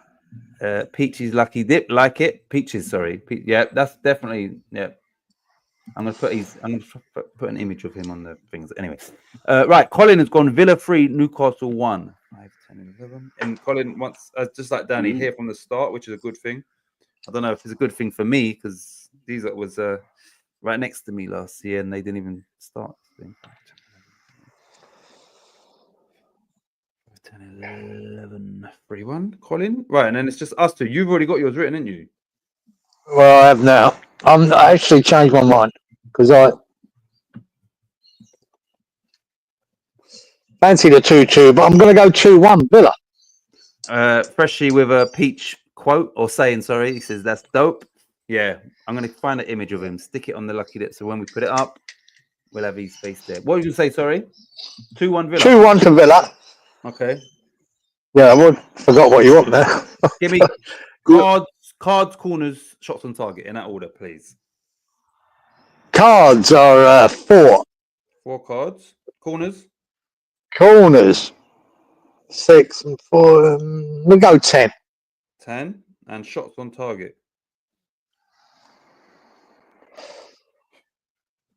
8. 8 shots on target. And you said 2-1 Villa, yeah? Yeah. 8. I'm copying Freshie. 2-1. Peach says Henderson versus Rice. Robert says that won't happen. Or that ain't happening. That ain't happening. It's your 2-1. Geezer and he's 2-1 already, says Ink. And Freshie says straight in with the copying first match. Yeah, I told you I was. Right, I'm going to go for 2-2 now would piss me off because that's what first thing came in my head. I've got no clue. I'm going to go. It's a toughie, man. It could go either way this game. You know what? I'm just going to go against the grain, it seems. I'm going to go 1-1. Nah, Villa 1, Newcastle 2. Do I believe that? I don't know, but I'm just trying to mix it up a bit. So I'm going to go for, because there might be a little bit of, I'm going to go 5 cards. We will have corners. 6 for them. 4. Do I say 10? Yeah, fuck it. 10 corners. Shots on target. Villa will have. We'll go 9 shots on target. And I said 1, 2. Did anybody else say that? No, they didn't. Right, cool. That's that one. No. Done. Right, next game you lot is. Oh, yeah. No, Lawrence did. Lawrence went for a 2-1. Ah. Where is Newcastle. it? Oh, yeah. Yeah, see? Right. I'm going to... All right, sorry. So the next game is Brighton and Hove Albion versus Fulham. Brighton v Fulham, everybody. Oh, sorry. What did Gio pick for the Villa Newcastle? Oh, he picked 2-1. There you go. Yeah. Okay. Yeah. I'm not putting that down. Just checking what he put anyway. No, yeah, I'll look it after we've done it. I'll do that. I'll just check. He actually picked 3-1 Liverpool Bournemouth. Okay. Yeah. Right. So Larry Dog went. Right. Oh yeah, sorry. Yeah. I didn't even look at this. Because my thing, I just did it on the spot. Right. Lawrence for Brighton v Fulham has gone 1-1. 11-10. Lawrence Lawrence gone 1-1. Mm-hmm. 1-1. Mm. Inky's gone 2-1 Brighton. Inky 3-0. Inky.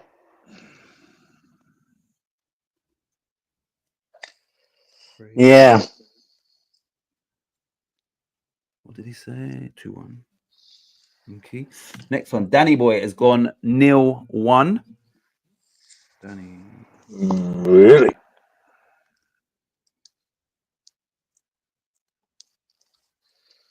0-1. Danny. Yes, Fresh. Right. Freshy's gone. The champ, by the way, has gone 2-1 Brighton for 11-9. I thought it was going to be the same as me as well again, but it won't be. So he's not copying you for this one, no? No, you're not quite. Okay. Unless I change my mind. Walito has gone 1-1. Yeah. A little US group chat there. Same score as Lawrence. Wally. Yeah. 4-10-10. 4-10-10. 1-1. Walito. Who's next? Roberto has also gone 1-1. He was added to that group chat, I think. Yeah. Yeah. Robert. All going for fucking draws, eh? Oh, yeah. No conviction. Right. So that says.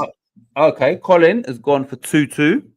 5-10-9. Ah, but, yeah, mate. I've got more faith in Brighton than that. 5-10-9. Double check that. Yep. 2-2. Right. Do you know what you're picking? Yeah, it's 2-0. Brighton. 2-0 Brighton. What do you want it? You want cards, don't you? Cards, Cards. shots. Okay. Again, I don't see this being a nasty game. So 4 cards. Yeah. Corners, 9. Yeah. Shots on target. I know, 3. 7. 7. And you said 2-0 Brighton. Hmm. Right. I'm gonna go Brighton Fulham.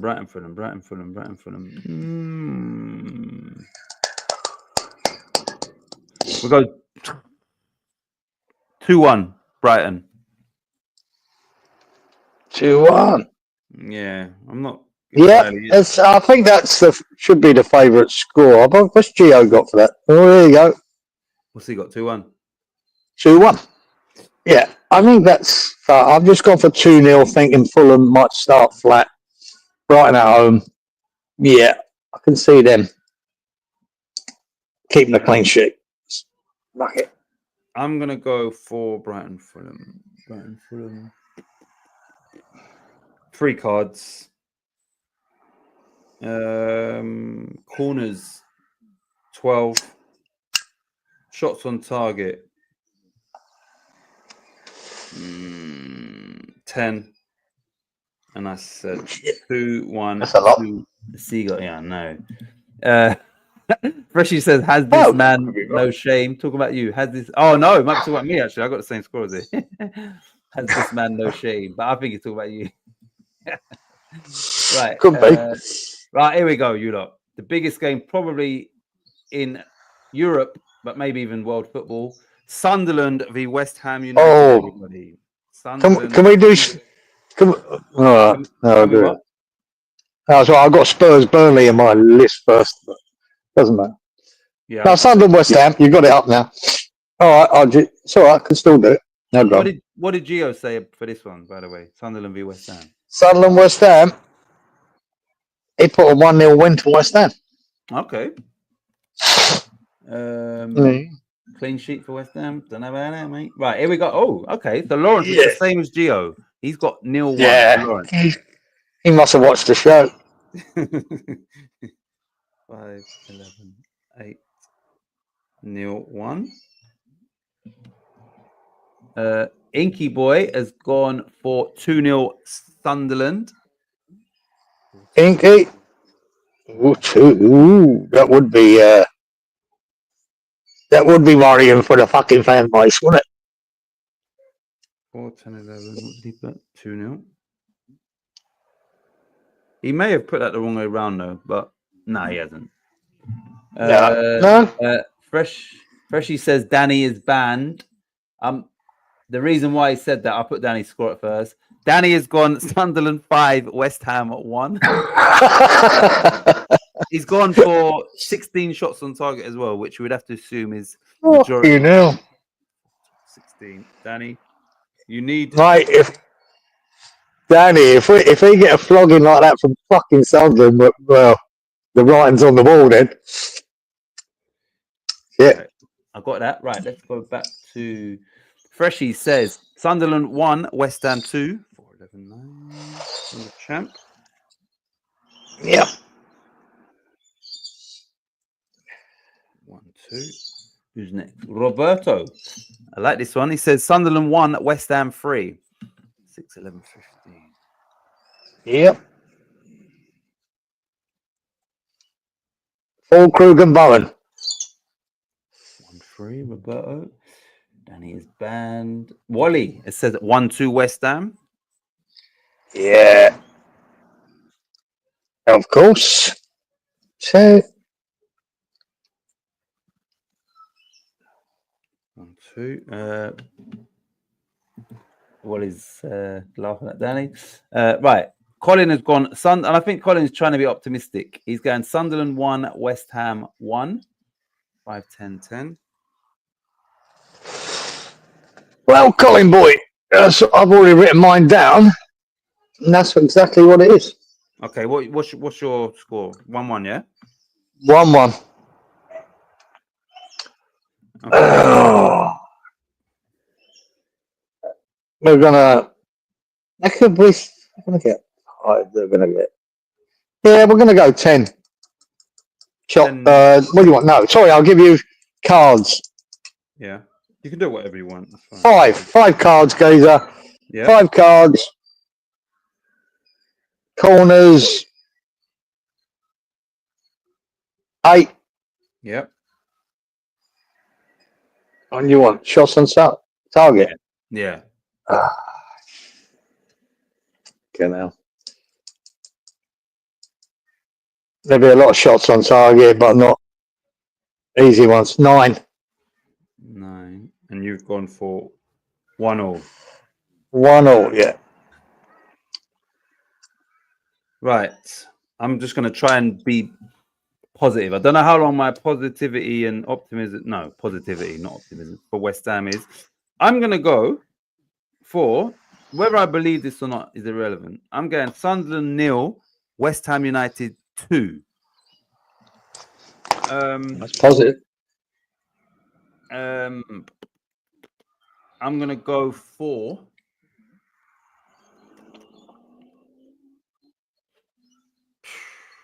I'm going to go 6 cards. It's a lot. My card's going to be so high, so I won't be getting that for lucky dip. Anyway, 6 cards. I'm going to go corners. 13. Shots on target. 9. And 0-2. Yep. Right, let's read the comments quickly. Danny should get 500 points for that. Inky, yeah, if it comes in. If that comes in, we'll go. I should get deducted 500 for fucking saying it. Yeah, right. You know, it's race. If that comes in, I think it'd be more on those lines. Danny is banned from the champ rather than 500. Yeah. Yeah, you dare predict that and it come true. Right. Danny should get Inky, yeah, for fuck's sake, there's Freshy. Right. Robert said, was you watching when the refs stopped the Liverpool v Bournemouth game when there was an alleged racist comment? Was aimed. Absolutely. Right, it was my TV was whatever. I could see like people. Yeah, I just didn't know what had happened. So yeah, what happened there? Sorry, you know, we've got time to break it up a little bit. You know, it's a strange thing. This is people for you. This is human beings. How you get pieces of shit and good people. So Manuel went and took a long throw on the other side of the pitch. No, 5 minutes before this. Yeah. And there were 2 Liverpool supporters there, right in the front seats, fucking saying something to him, whatever. And so Manuel started laughing, right? and grabbed the ball, turned his back to the ball, and the boy just patted him on the back. Yeah. They're all laughing, all good. On the other side of the pitch, he went over to take a long throw, and this geezer got out of his chair and was abusing the fuck out of him. Right, you can see him. What he said, we don't know, but obviously Semenyo mentioned it to the referee that he said something racist. There was the two sides of fucking Liverpool, right? There you go. One fucking wanker and a couple of guys just having a laugh with him on the other side of the pitch. Yeah. And there you go. There's people for you. And You've got wankers and you've got good people. And the thing is some people's go-to, whether it's to put you off your game, whatever, is has to be racial, rather than you could, there's so many other things that you could, you understand? Hey, don't worry, I've told you before, right, privately, that I've done this. I've done this in the 70s when a black player come near chicken run. I slapped the fuck out of him. I'm not sure if I was racist or whatever. I might have been, but that was then. Now it's just not acceptable. It's disgusting. Fuck me, and you shouldn't be doing it. It's as simple as fucking that. Wake up to yourself, mate. And well, there you go. But and the other side of that, I'm sick of hearing how great Liverpool supporters are. They're fucking wonderful. We'll never walk alone. And then it showed you, here's you piece of shit fucking Liverpool supporter. The ones that are at Wembley booing the fucking national anthem. There you go. There they are. Do you know what fucking else as well? You would think specifically on this first game at Anfield after Diogo Jota and his brother passing away, that would never even come into your head. You understand? Like, exactly.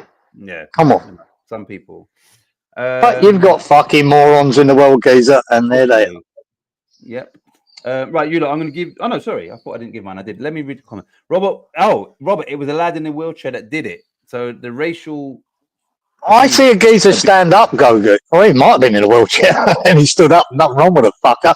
He's probably one of them scouts that's pouncing off the state, pretending to be in a wheelchair and get a free ticket. I don't know. But I see a geezer stand up and abusing him. But maybe... You know what? The one silver lining might be he's claiming disability. He says he can't walk. He's got up. But he can. He's on camera now, and he's going to lose his pip or whatever it's called. What comedy show was that? Was that Alf Garnett actually done that? When he got getting into West Ham or something on a wheelchair, and he stood up fucking going bonkers. I'm sure that was that back in the day. I think, you said that. I'm sure, I don't know, like the whole, but I do, I'm sure that was the thing where he jumped up and then realized. He says, Freshie says, for fuck's sake, was that geezer? Obviously. I dear Danny, no. Right. Of all nights to do it, Bournemouth fans, a credit to the club for the minutes. See? I didn't even read this. Some idiot scouser ruins it. Yeah, see, I didn't. So obviously, once again, I didn't read that comment, but you're right. Exactly. But that's why I wanted to mention the other interaction that he had with the and supporters on the other side, because it looked like a good interaction. They were laughing, right? It looked good. And then you got on this side some fucking dickhead. Yeah. And of all the nights, Bournemouth. It was pure silence. It was fantastic, and it really reminded me when I saw it. I got a little bit emotional because I remember the first game at Upton Park after Bobby Moore died.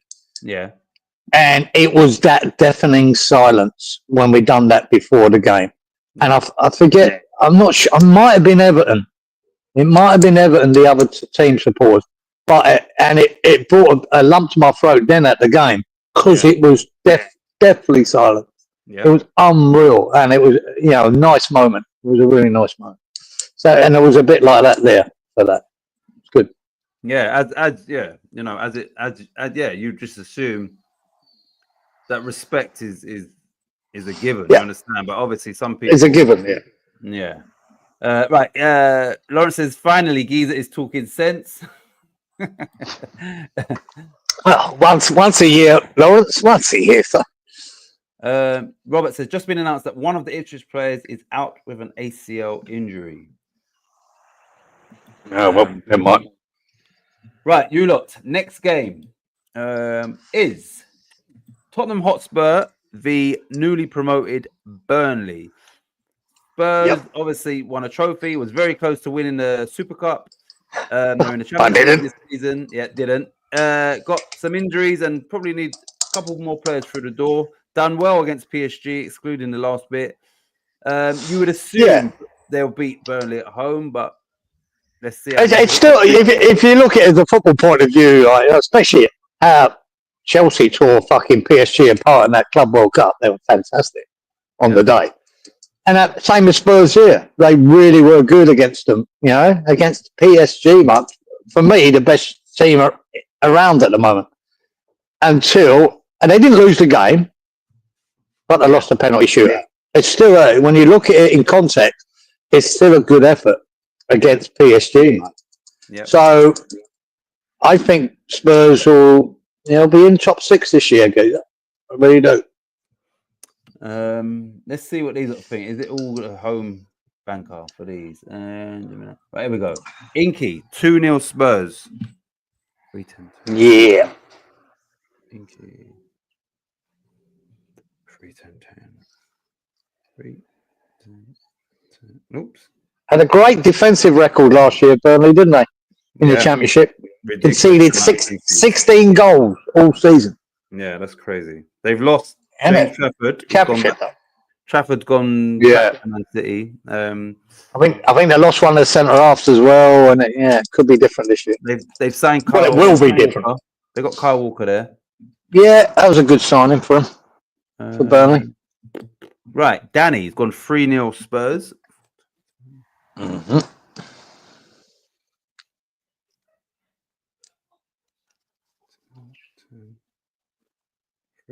Danny. Freshie's gone Spurs 1, Burnley 2. I want to say it ain't happening, but he's done me before, hasn't he? Yes, he has. And that was for Ipswich, I think.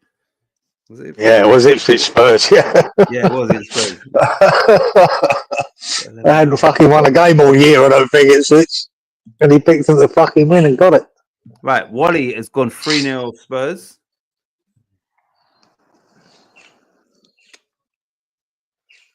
Four, 10, 3-0 Wally. Who's next? Roberto's gone 2-1 Spurs.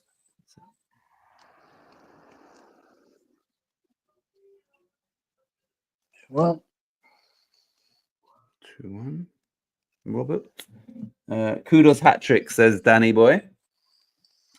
well, Lawrence, doubt it. Lawrence says 2-0 Spurs.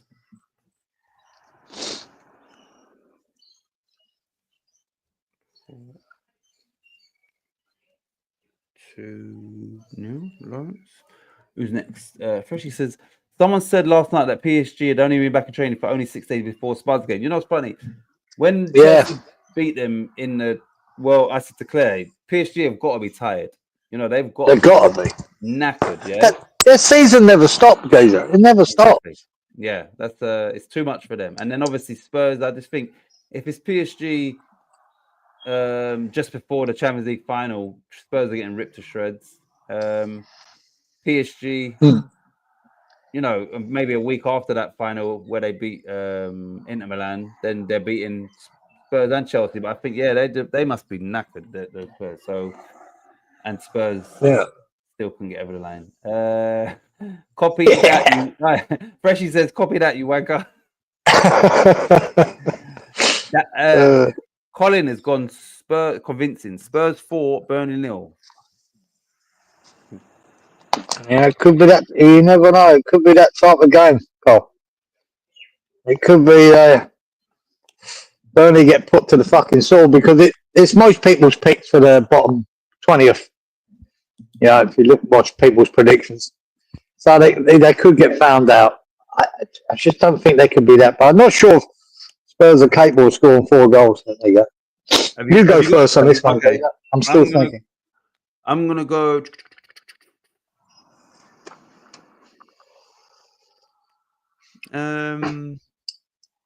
Is it 3-0 or is it 2-0? I'm going 3-0 Spurs. Yeah, that's where I'm at. I'm gonna try and go low. So I'm gonna go 2 cards. 2 cards. corners. Spurs 11. Shots on target. 8. And I said 3-0. Over to you. You know. Yeah, I'm at that. I'm a 2-0 or a 3-0. I think I'm going to go 3-0. Okay. And then we got a adjustment to make after that. But yeah, so you're going, what do you say, 3-0 or 2-0? Sorry. 3-0. Yeah, I'll go with you guys. 3 cards, Yep. 8 corners, Yep.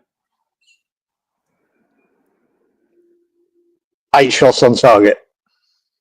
And 3-0. Right. Just, you need to get your pen out. And Freshie said he's changing, he's saying West Ham 3-0 away win. Instead of, I'm going to change it now. West Ham. He's got 2-1.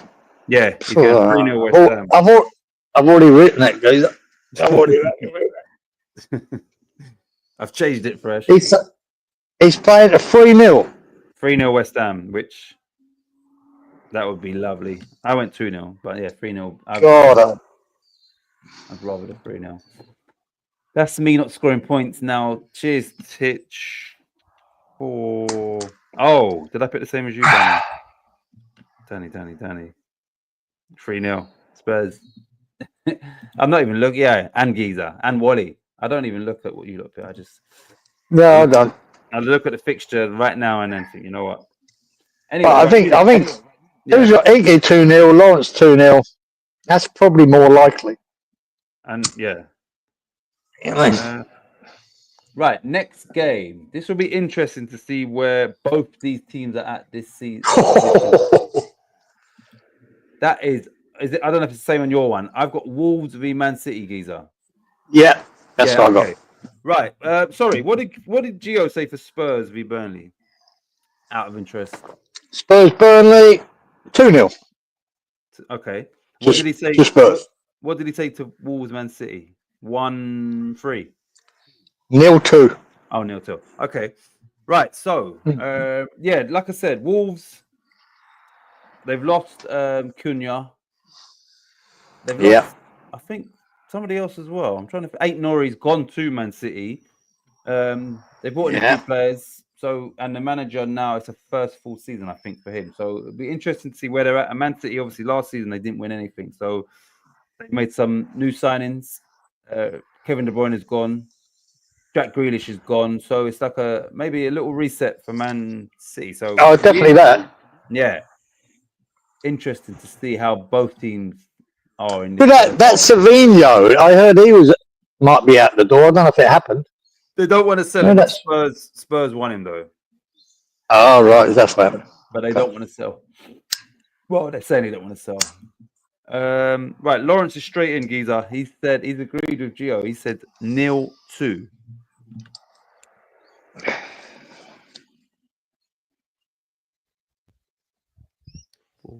Yeah, I might have to go and check all Lawrence's things. I think they're all the same. They're all the same as fucking Gio, nearly. Would he be facing the same charges as Paqueta if we find? Yeah. No, he's not. He's not. But yeah, couple he is. Right, Inky's gone. Wolves 1, Man City 3, which is what I don't know why I thought Gio might have predicted that. So maybe I'm going to go with that because it sounds like a good one. 4-9-11, 1-3. Inky. 4-9-11, 1-3. Inky. Right, next. Roberto's also gone 1-3. I'm going 1-3. I'm definitely, 3-7. Right. Right, Roberto. 3-7. Giving Wolves a goal. Pre-season, again. Mate. Pre-season, mate. It's all 3-79. Robert? Yeah, we've got that. Right, Danny Boy has gone Wolves 0, Man City 4. Yeah. He's going for big goal numbers, old Danny Boy. Big goal numbers. None more so than Sunderland scoring 5. Danny. Right. Fresh Sheet has gone Wolves 1, Man City 2. Wow. What was that? Motorbike. That was loud. Yeah. Oh, it says Semedo. Oh, sorry. So Nelson Semedo has also left Wolves. I tell you what, Wolves are fighting a relegation battle. Telling you, You said they won't be, or they will be in a relegation battle. they will be. Okay. I think. Well, Lawrence thinks that they will be 18th this year. So yeah. Yeah, I think there's every chance. If one of them three are going to stay up, I think Wolves could be one of the potential losers in it. I'd have to say I hope so, because like I said, I need some teams down there that are struggling. Right, Colin has gone Wolves 1, Man City 4.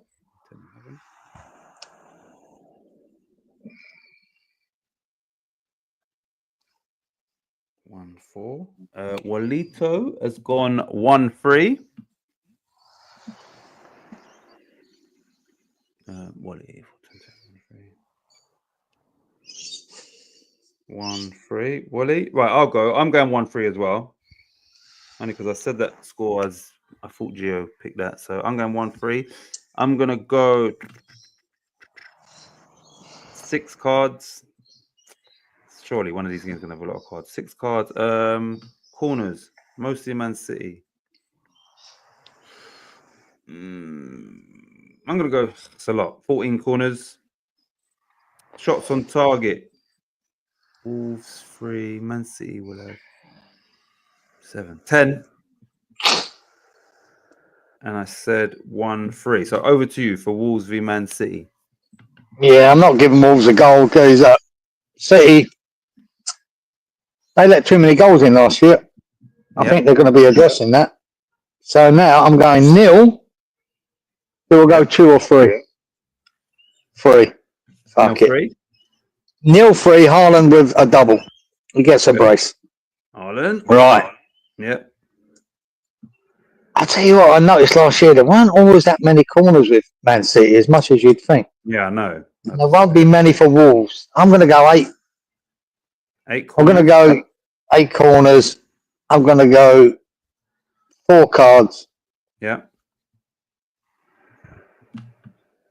Oh, still, there could be a lot of shots on target. 12. 12. And you said 0-3, didn't you? Yeah. Yes. I've got that. Lawrence says, I will not lie, I missed this. I think he's talking about the show. If so, so did I, Lawrence. And I'm glad that everybody on the list is all here as well and can take part. So yeah. Yeah. And if you lot ever can't make it, some people got my number. Text me your predictions. And always go to maybe the last video, and even if you put predictions in there, so a lot of the time I don't get notifications about messages though, and I see them like days or weeks later. Anyway, Guardio's out, who's the centre back. He scored a few goals last season as well. I think it was last. Yeah, it was. But yeah, he's out for that game. Oh wow, that doesn't help. Right, I miss Sofon. Yeah. He had a lot of a lot of energy in his chat. Right, you lot, London Derby for the next game. And that is, once again, it'd be interesting to see, how these two teams do. Chelsea, world club champions, players out the door, players in that Maresca has identified. Chelsea could be dark horses this season. Palace potentially could lose Mark Gahey, could lose Eberechi Eze. Surprised no one ain't coming for Mateta. So they're playing in Europe as well. So yeah, exactly what I said the other day, Geezer, to the boy. I can't understand why Mateta hasn't been looked at. But Gahey, I think they've got to sell Gahey. He's got 1 year left. He walks next season. Yeah, they've got to get rid of him then. So I think he will go. Who's the front runner for Gahey? Is it Man United or Liverpool? I think Liverpool need it too. Watching that Canati tonight, he's a little bit what? Yeah, I think Liverpool should get him, but I think they have to sell him, man. Or he's walking next year. He'll be gone, for free. And Palace are not stupid. Can afford to give up. Maybe I don't know what the fee is, whether it's 45. Whether I it's don't know. 30, 35. They reckon they want more of 50 odd because of that year left in the contract. It could end up being 35. Mm. But I think they need to bite the bullet, guys, and get the money in. Doesn't help them because he's a top player, but You know what? From what I know of all these players, Isak's basically throwing his toys at the pram. Visa is apparently throwing his toys. I just know from what I know about Mark Gahey being a God-fearing man, and that he's not going to do that. Yeah. You know, if he goes, it doesn't sound like it. No. Yeah, you can just tell with him, his character, he ain't doing that. No, he's got a bit more about him.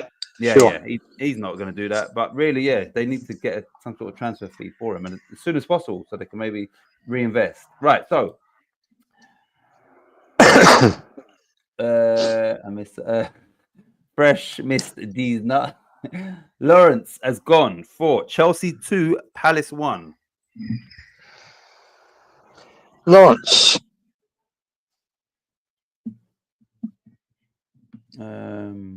Freshie, the champ, has also gone Chelsea 2, Palace 1. Yeah.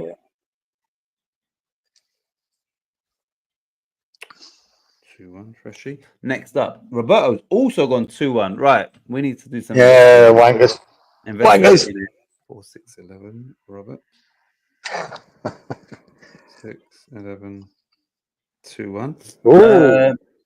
Inky has gone 2-1. So yeah, we need to do a official investigation now. Yeah. I'm not doing 2-1 just because of that. Even if I thought it. Wally has broken that chain and said 2-0 Chelsea. Wally 2-0.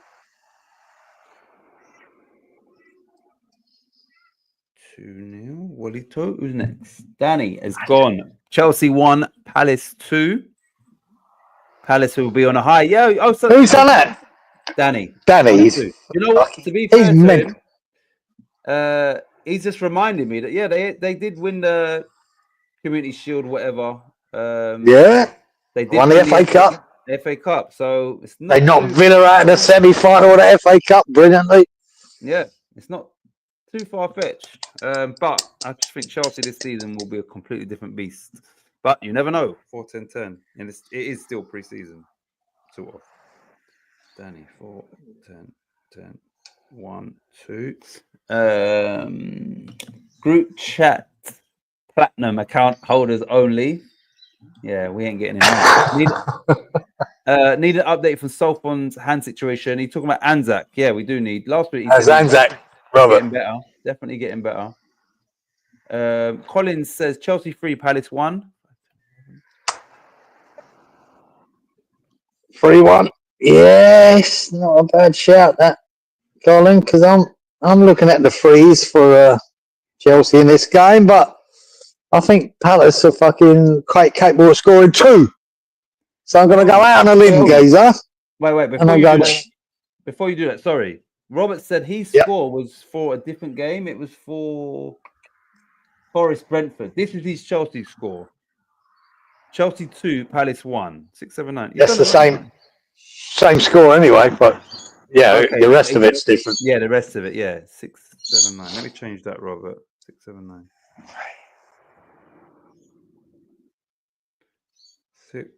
6-7-9. 2. Sorry to cut you, Geezer. Right, so what would you? Yeah, I'm going to out on a limb, Geezer, and go 3-2 to Chelsea. Wow. Okay, 5 goals. Yeah, that's worth extra points if I get that right, man. That's a fresh builder right there. 3-2. I want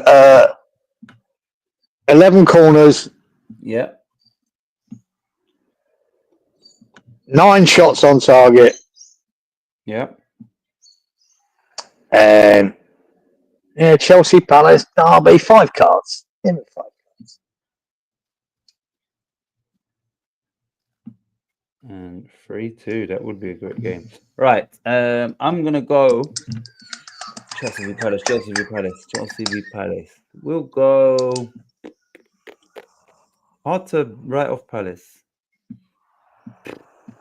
but I'm gonna go Chelsea to keep a clean sheet. Chelsea 2, Palace 0. I'm gonna go for London Derby. 5 cards. Corners 9. Shots on target 9. And 2-0 Chelsea. Right, next game. Oh, what did Gio say for this game? Chelsea v. Yeah. 2-2. Okay, 1, 2, There you go. 4, 5. Right, you lot. We've got 5 games to go, so we've done 6 games. Right, next game is Nottingham Forest v Brentford. Brentford. We've spoken about them already. They've lost Norgard. They've lost Mberma. They've lost Thomas Frank as their manager. Potentially, Wissa's gone, and he's sort of being a bit of a bad apple. So, not sure what's going on there. But yeah, it's Forest v Brentford. What did Gio say for this game? Forest Brentford. What did he put there, mate? Oh, exactly what I was going to do. What? Well, it's in my head. 1-1. Okay. 1-1. Right. I thought I had that in my head for this game. I thought, Right. Danny's might change it though. Danny's first. Danny's gone Forest 2, Brentford 0. 7, 10. Danny 3, 7, 2-0.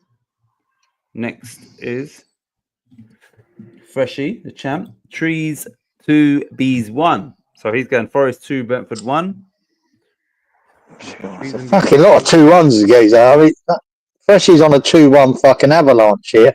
No, Part of the West Ham game, which was 2-1, he changed to 3-0. Every other game's been 2-1. but remember, that's his system. 4-11-9, 2-1. Oh, yeah. 2-1, 2-1. Yeah, 2-1. Halfway through last season, he went with that. And look, he got him the victory, the champ, the trophy. He's going 2-1 to Forest. Oh. Lawrence has gone opposite way. He's gone 1-2. Never happened. 1-2. Inky boy. Both these teams, it's hard to predict, geezer. Either of them. But what they've lost Brentford. But yeah, that's the thing. It's not the same Brentford. So no, not of last year, no, for sure. Inky's gone 2-0 Forest. 389. I'll turn it off, man. Inky's gone 2-0. Yeah. Okay. 2-0 Inky. Wally's gone 1-1. Yeah, I copy him. I shouldn't have said anything, should I? Copy in. Copy in! 1-1. He's taking the piss, but he's copying my numbers every single game. I can't even hear your number. All I see is your scoreline. I don't know what your numbers are. I just think of it as I look at it. Keith Andrews is in charge for Brentford. Yeah, let's see how he does as a manager. I know he's managing the Championship, but I mean as a Premier League. Right, Colin, Forest 3, Brentford 1. 3-1.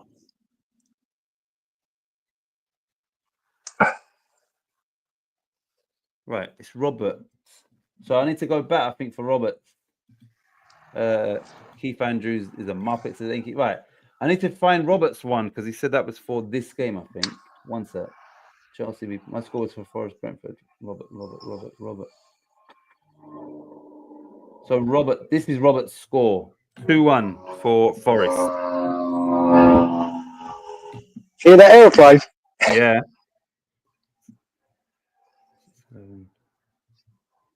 2-1. Okay, cool. Oh, it's just us two for this one now. Yeah, 1-1. I've already written mine at the beginning. Yeah. I fancy that came in my head. 1-1. 3 cards. Yeah.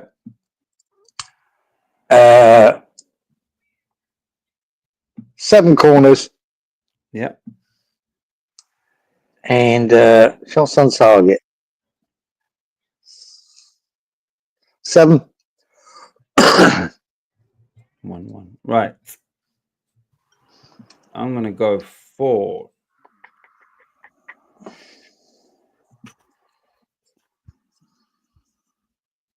2-2.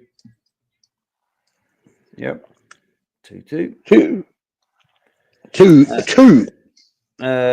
Cards 2. Let's keep it in line with all the 2s. Right, so I'm going 2 cards. Because of the 2s, we'll have 12 corners. And can't go 12 shot on target there. 8 shots on target. 2-2. Right, you lot. This is a big game. Very big. Yeah. Game. Did I ask you? Yeah, I did. Gio Forest v Brentford. Yeah. He had 1-1. Oh, okay. Oh, yeah, you said at the start. Right, you lot. Big game for many reasons. Historically, obviously, Arsenal. It's Man United v Arsenal. Now, Man United, obviously, Amarin's had a spend up. Say that again. He had a spend up, that's for sure. They've brought in Sesko, who was sought after. Newcastle, of note, was one of the things that wanted him. Man United has proven they still got that pulling power. They've signed Brian Mbeumo. They've signed Mateus Cunha. I'm trying to think if they've signed anybody else. But, he's in the process of molding this squad to his liking. So you would assume they're going to do better in the league than last year. How much better, we don't know. But this will be a good indicator against Arsenal, who have been there or thereabouts in the last few seasons. It'll be a good indicator as to where both of these teams are at for the season. Yeah. I mean, just briefly, Giza. These two teams, Man United, kind of what's your expectations for them this season, and what about Arsenal? What's your expectations? Both. Man United will be far better than last year. They can't be worse, really, where they were. They can't be, and they won't be. They've spent some good players. Two of my favourite players last year was Mbeumo and Cunha.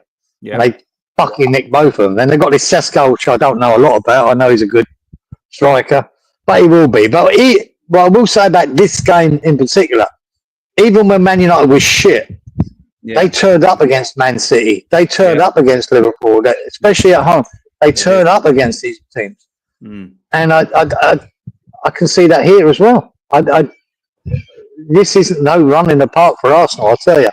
Arsenal again. I think they'll still be second or third.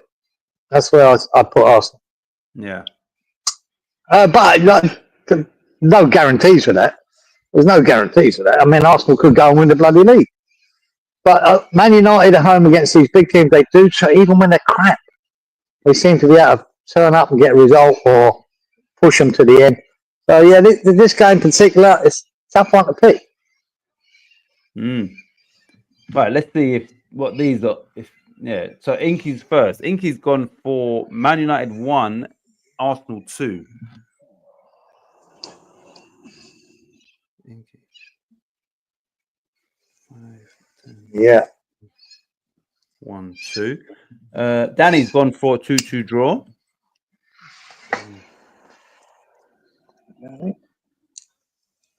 Not out of the realms of possibility, that. Freshie has gone for Manure v Ars. He says 2-1 Man United.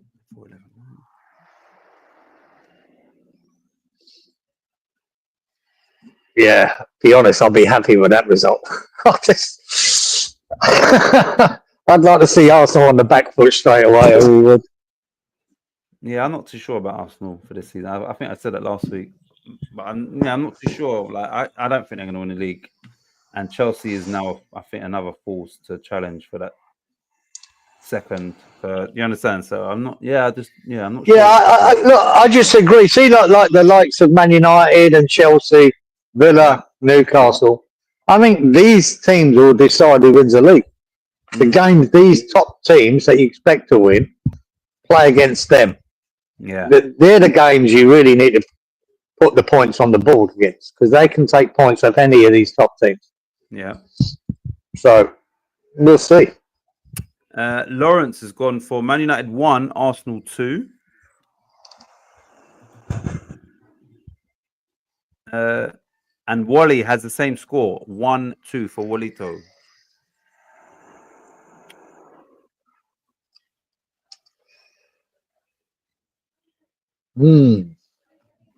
Yeah, I'm not. Don't know which way to jump for this. To be honest. Robert's gone 2-2. Yeah, I sort of.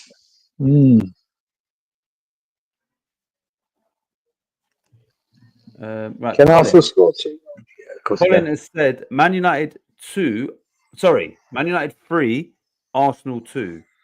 He says battle of the strikers in Sesko and Goyores. I'm not sure how to pronounce his name, but I know both of them was sought after. Those two strikers were Yeah, Arsenal got Gyökeres. Gyökeres, that's it. Yeah. Yeah, he looks like a talent geezer. Scored lots of goals where he was. You know, that 2-2 that Danny's picked and Roberto, that could be a, yeah. Yeah, Sorry. that's me, yeah. Freshie says he just wants to see those AFTV mugs go into meltdown in week 1. Yeah. Yeah, I'd like that. I'd want to pick 2-1 to fucking Man United. But I've always said about Arsenal, they need a fucking proper centre forward. And this Gyökeres might be the answer. I don't know. But 2-2 for me, geezer. 2-2, yep. I'm going to have 9 corners. Yeah. 11 shots on target. Yeah. 5 cards. 2-2. Right, I'm going to go. I'll go for Man United win. Good. I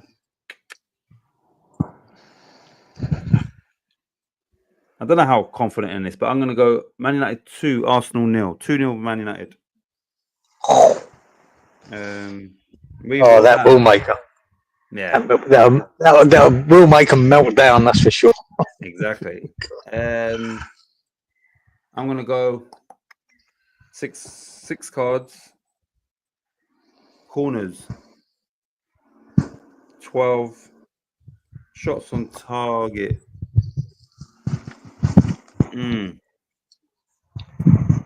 10. And I said 2-0. What did Gio say for this one? Oh, what did he say? He went Man United 1, Arsenal 2. Okay. Right. You look, we've got 3 games left. 1 Premier League, 2 Championship. So the final Premier League game is Inky and Danny's boys. That is Leeds United back in the Premier League at home to Everton. Because this would be Gio's final prediction. What did Gio pick for this?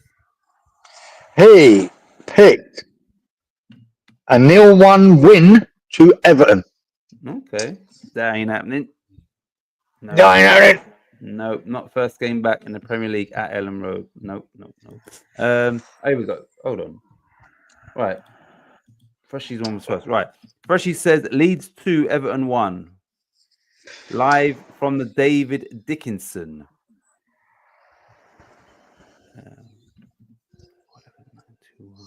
Freshie.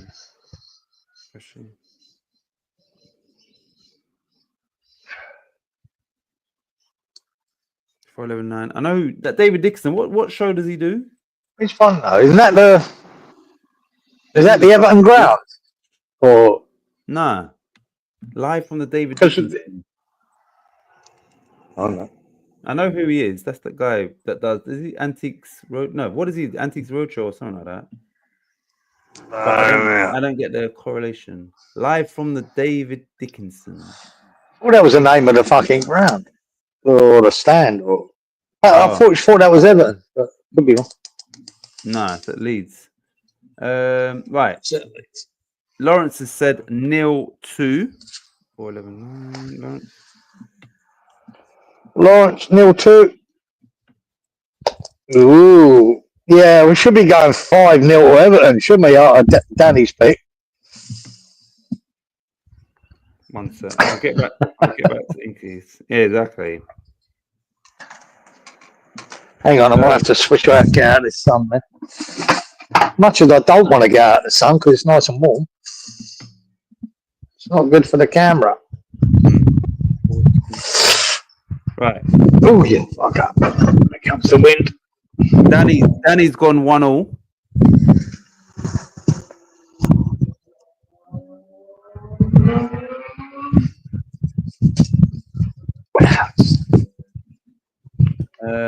Wally 2-1 to Leeds.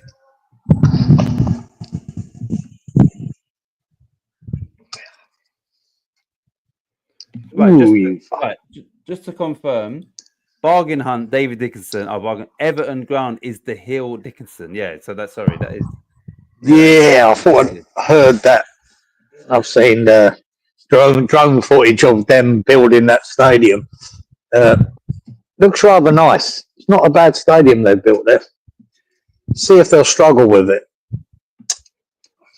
when it comes to it. Robert has gone 1-2. 1-2. Dickinson's real deal. Everton. Oh, sorry, read all this. Cheers, Danny. I crowbarred it in. Right, here we go. Colin has gone Leeds 1, Everton 2. Dickinson real deal.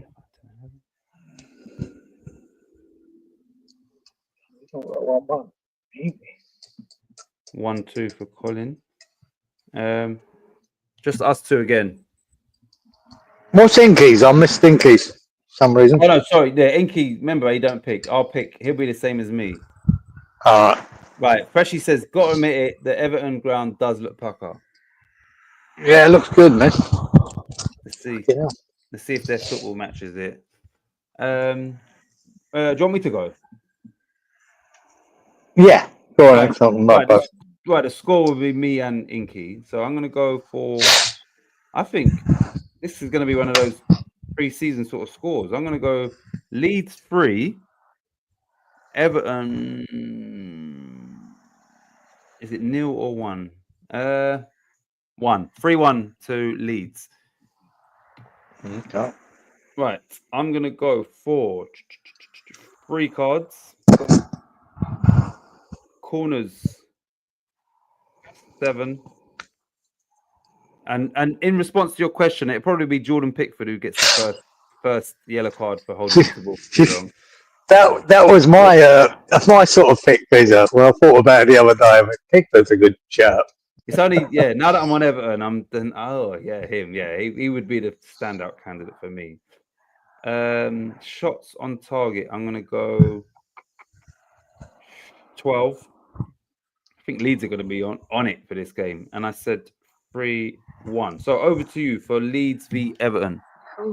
Yeah, I haven't got a fucking clue, guys, what to do with this one. Our strike force right. So Danny says our strike force a little weak. Dominic Calvin, Pyro, and I don't know how to pronounce his name. Mekcha. I've heard of this guy before. I think he was playing in Germany at one point. Is he the one that? No, he weren't from Man City like years ago, was he? I think that's a defender. Hope you're right, Titch. So do I. Points.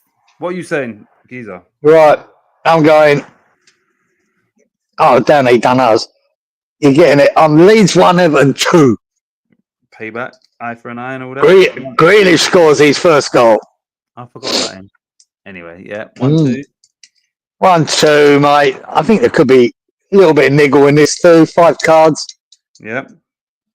How many corners? 9. Yep. Shots on target. They'll have about 4. They'll have about 4. Yeah, 9. 9. And you said 1-2, yeah? 1-2. Right, Lawrence's pitch. That was a pick for some of the people in that chat. 3-1 to Leeds, yeah? Yeah, I've got a feeling there's going to be at least one of these games is going to have a pre-season feel to it. And Ellen Road Leeds, I could easily see them scoring 3. First game of the season. Yeah.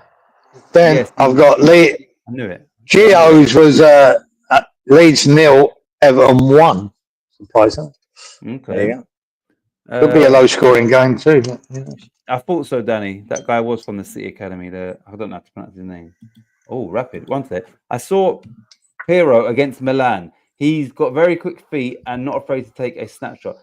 Stack looks well impressive, and Goodmanson is a rapid left wing back. I wanted at West Ham when he played for Groningen, which is obviously in the Netherlands.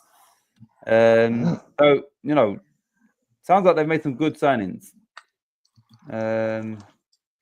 Leeds Exactly. defense is an issue. So, he's saying they ain't scoring 3 goals. Oh, so yeah, Well, according to you, Lawrence, they're not scoring any. So you could be right. It's like these teams. It's like a lot of these teams. We ain't going to know till we start seeing them. Yeah, you wouldn't have expected Liverpool to concede twice tonight, but they did. yeah. And with Bournemouth losing the players that they did, and they could have scored another one easily. Bournemouth. So some of these teams, until you get to see them, like West Ham, you ain't going to know what they got. When I said pre-season sort of scores, I think Liverpool 4, Bournemouth 2 is like a pre-season type score. You would imagine when you're running, your 3-0 might be more. Yeah, you might have. So sensible. Yeah, so I think there's. When they were coasting at 2-0, guys, I'm looking and going, shit. This is the only thing. And when they made the left and right back changes, that's when it changed. Yeah. All of a sudden, Bournemouth are getting space down in them 2 parts of the pitch. I think it was a bad substitution. And it brought Bournemouth into the game. But once again, those subs might have been fitness levels because we are so early in the season. So exactly. So we might get a few more results like that where there's goals from both teams and a high number. Right. Danny says, Freshie, Stack will be a 60 million player if he carries on his trajectory. Okay. I agree, Danny. You've got a gem there. He'll be a cult hero for you at your gaff. Right, we've got 2 games remaining and they are in the championship. The first game, can't get away from it. This is where Danny and Inky will have the advantage over us in regards to their knowledge of Preston. It's Preston North End v Leicester City. Obviously, Leicester were relegated from the Premier League this year. No more Jamie Vardy at Leicester either, so it's a new era there. Let's see. Right, who's first? Right, Inky straight away. Inky's gone. Preston 1, Leicester 2. 5, 8, 9. Not ready. Who's that, Inky? Yeah. 5, 8, 9. 1, 2. Yeah. Our knowledge of this is Danny's also gone 1, 2, 3, 6. Oh yeah.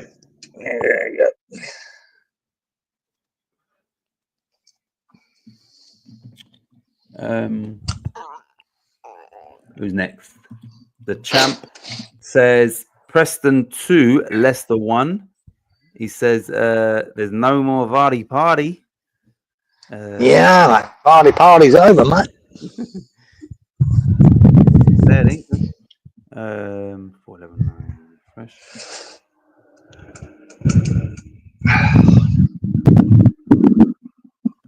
Two, 1. Who's next? Roberto says Preston 0, Leicester 3. 6, 12. 4,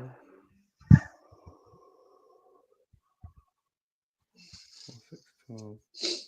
0, 3. Roberto. Right. Lawrence has gone. Preston 0, Leicester 2.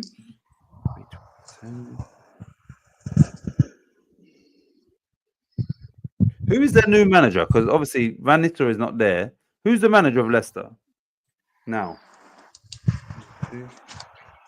That's right.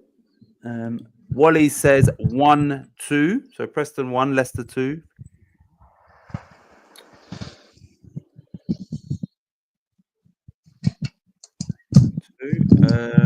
Colin has said, Colin's gone for the 2-2 draw.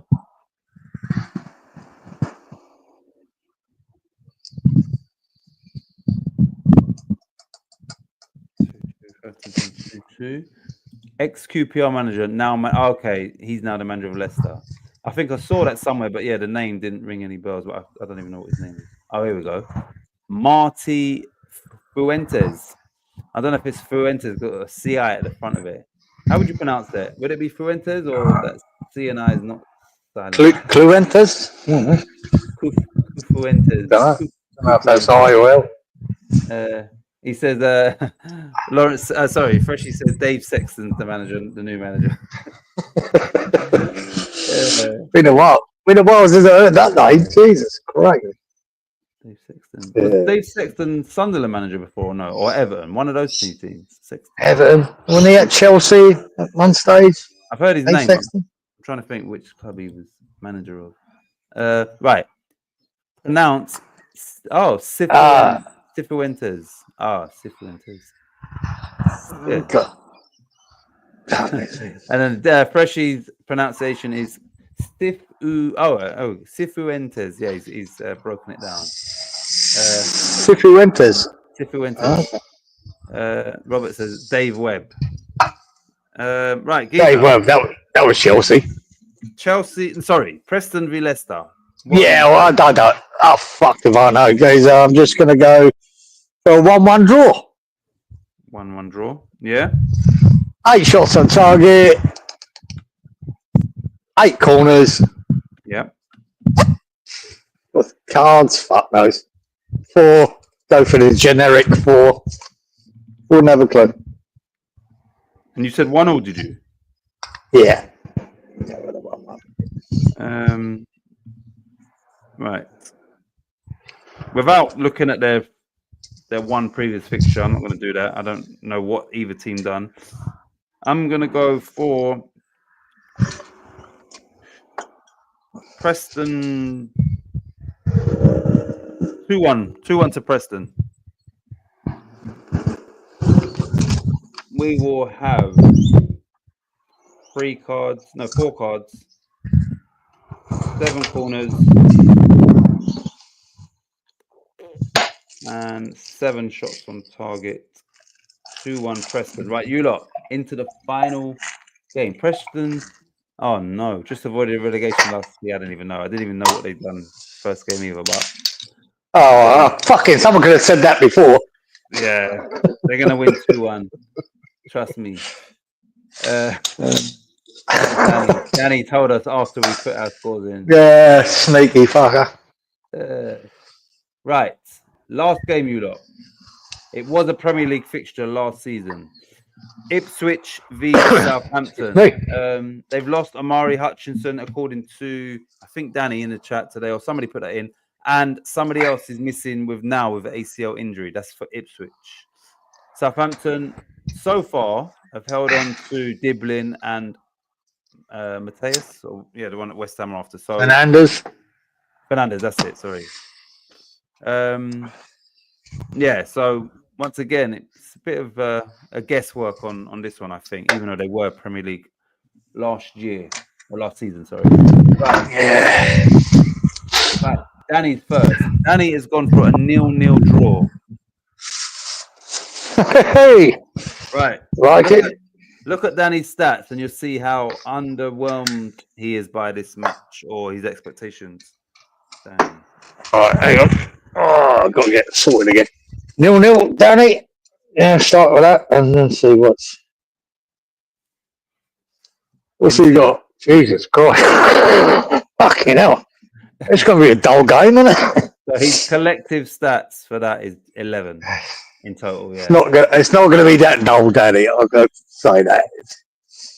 Right. Wally has gone Ipswich 2, Southampton 1.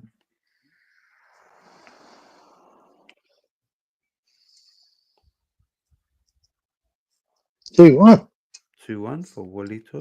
The champ, Freshy's also gone 2-1 to Ipswich.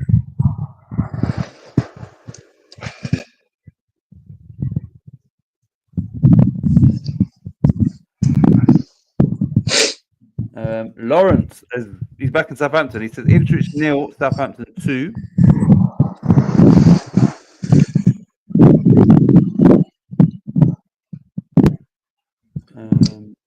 Roberto 2-1 Ipswich.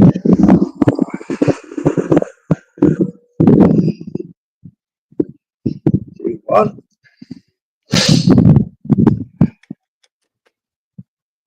One sec. Right, next is Inky's also gone for 2-1.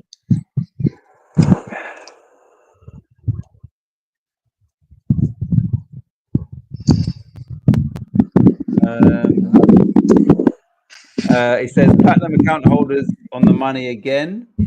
That's with the 2-1 Ipswich. And Colin is clearly not a platinum card holder because he's gone Ipswich 1 at Southampton 2.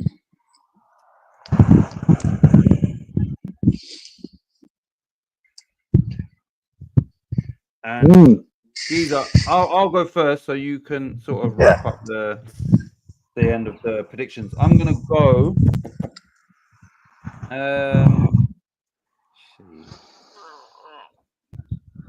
I'm gonna go Ipswich 0, Southampton 2.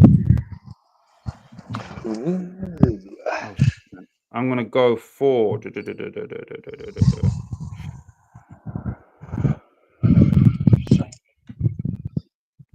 2 cards. Hold on a minute. Wait. 2 cards. We'll go for corners.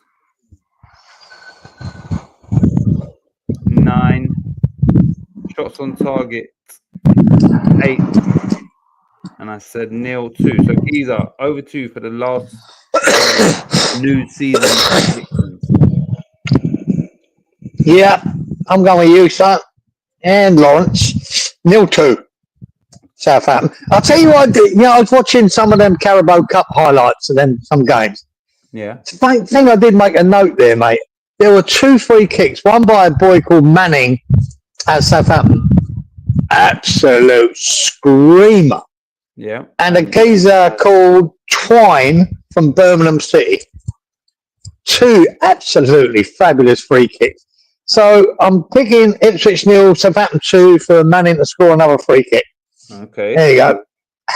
It was just such an impressive free kick. Well, if that happens, you definitely deserve an additional extra points. 500 points for that.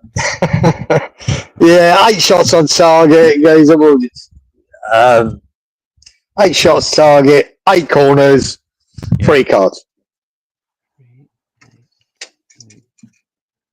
But yeah, I know you won't get to see them, but my God, there were 2 fucking screamers. Yeah, I didn't see. I mean, they would have the next day. They would have shown all the highlights on Sky Sports. But yeah, I haven't seen any of the EFL. It was just right.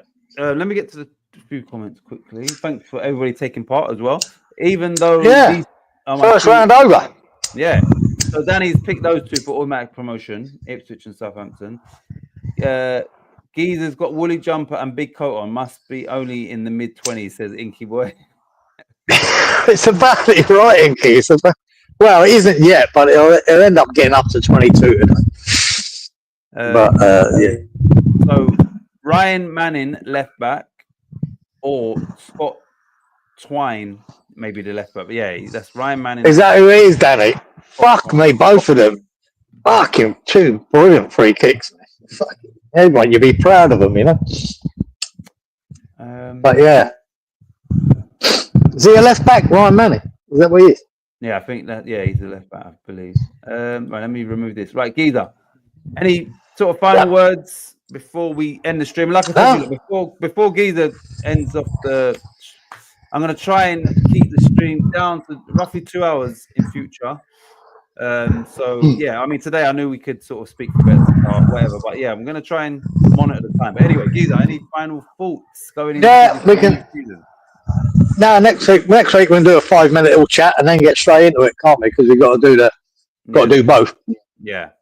So we can try and keep it around the 2 hours. No, mate, I haven't got a lot of hope at West Ham at the moment, but my hope is that we sign players to sort that midfield out. And if we don't, I think we're in for a long, quite boring season. Yeah. And it'll be interesting. Who does any of us pick for the first manager to be sacked?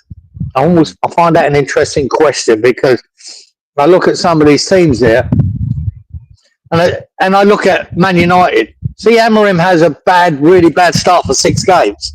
Yeah, I think his head's on the block. I think Farke at Leeds, if he doesn't start reasonably well over 6-7 games. I think his head could be on the block Yeah. because he's fouled before in the Premier League. Potter head could be on the block after 6 fucking games, mate. Be interesting to see that.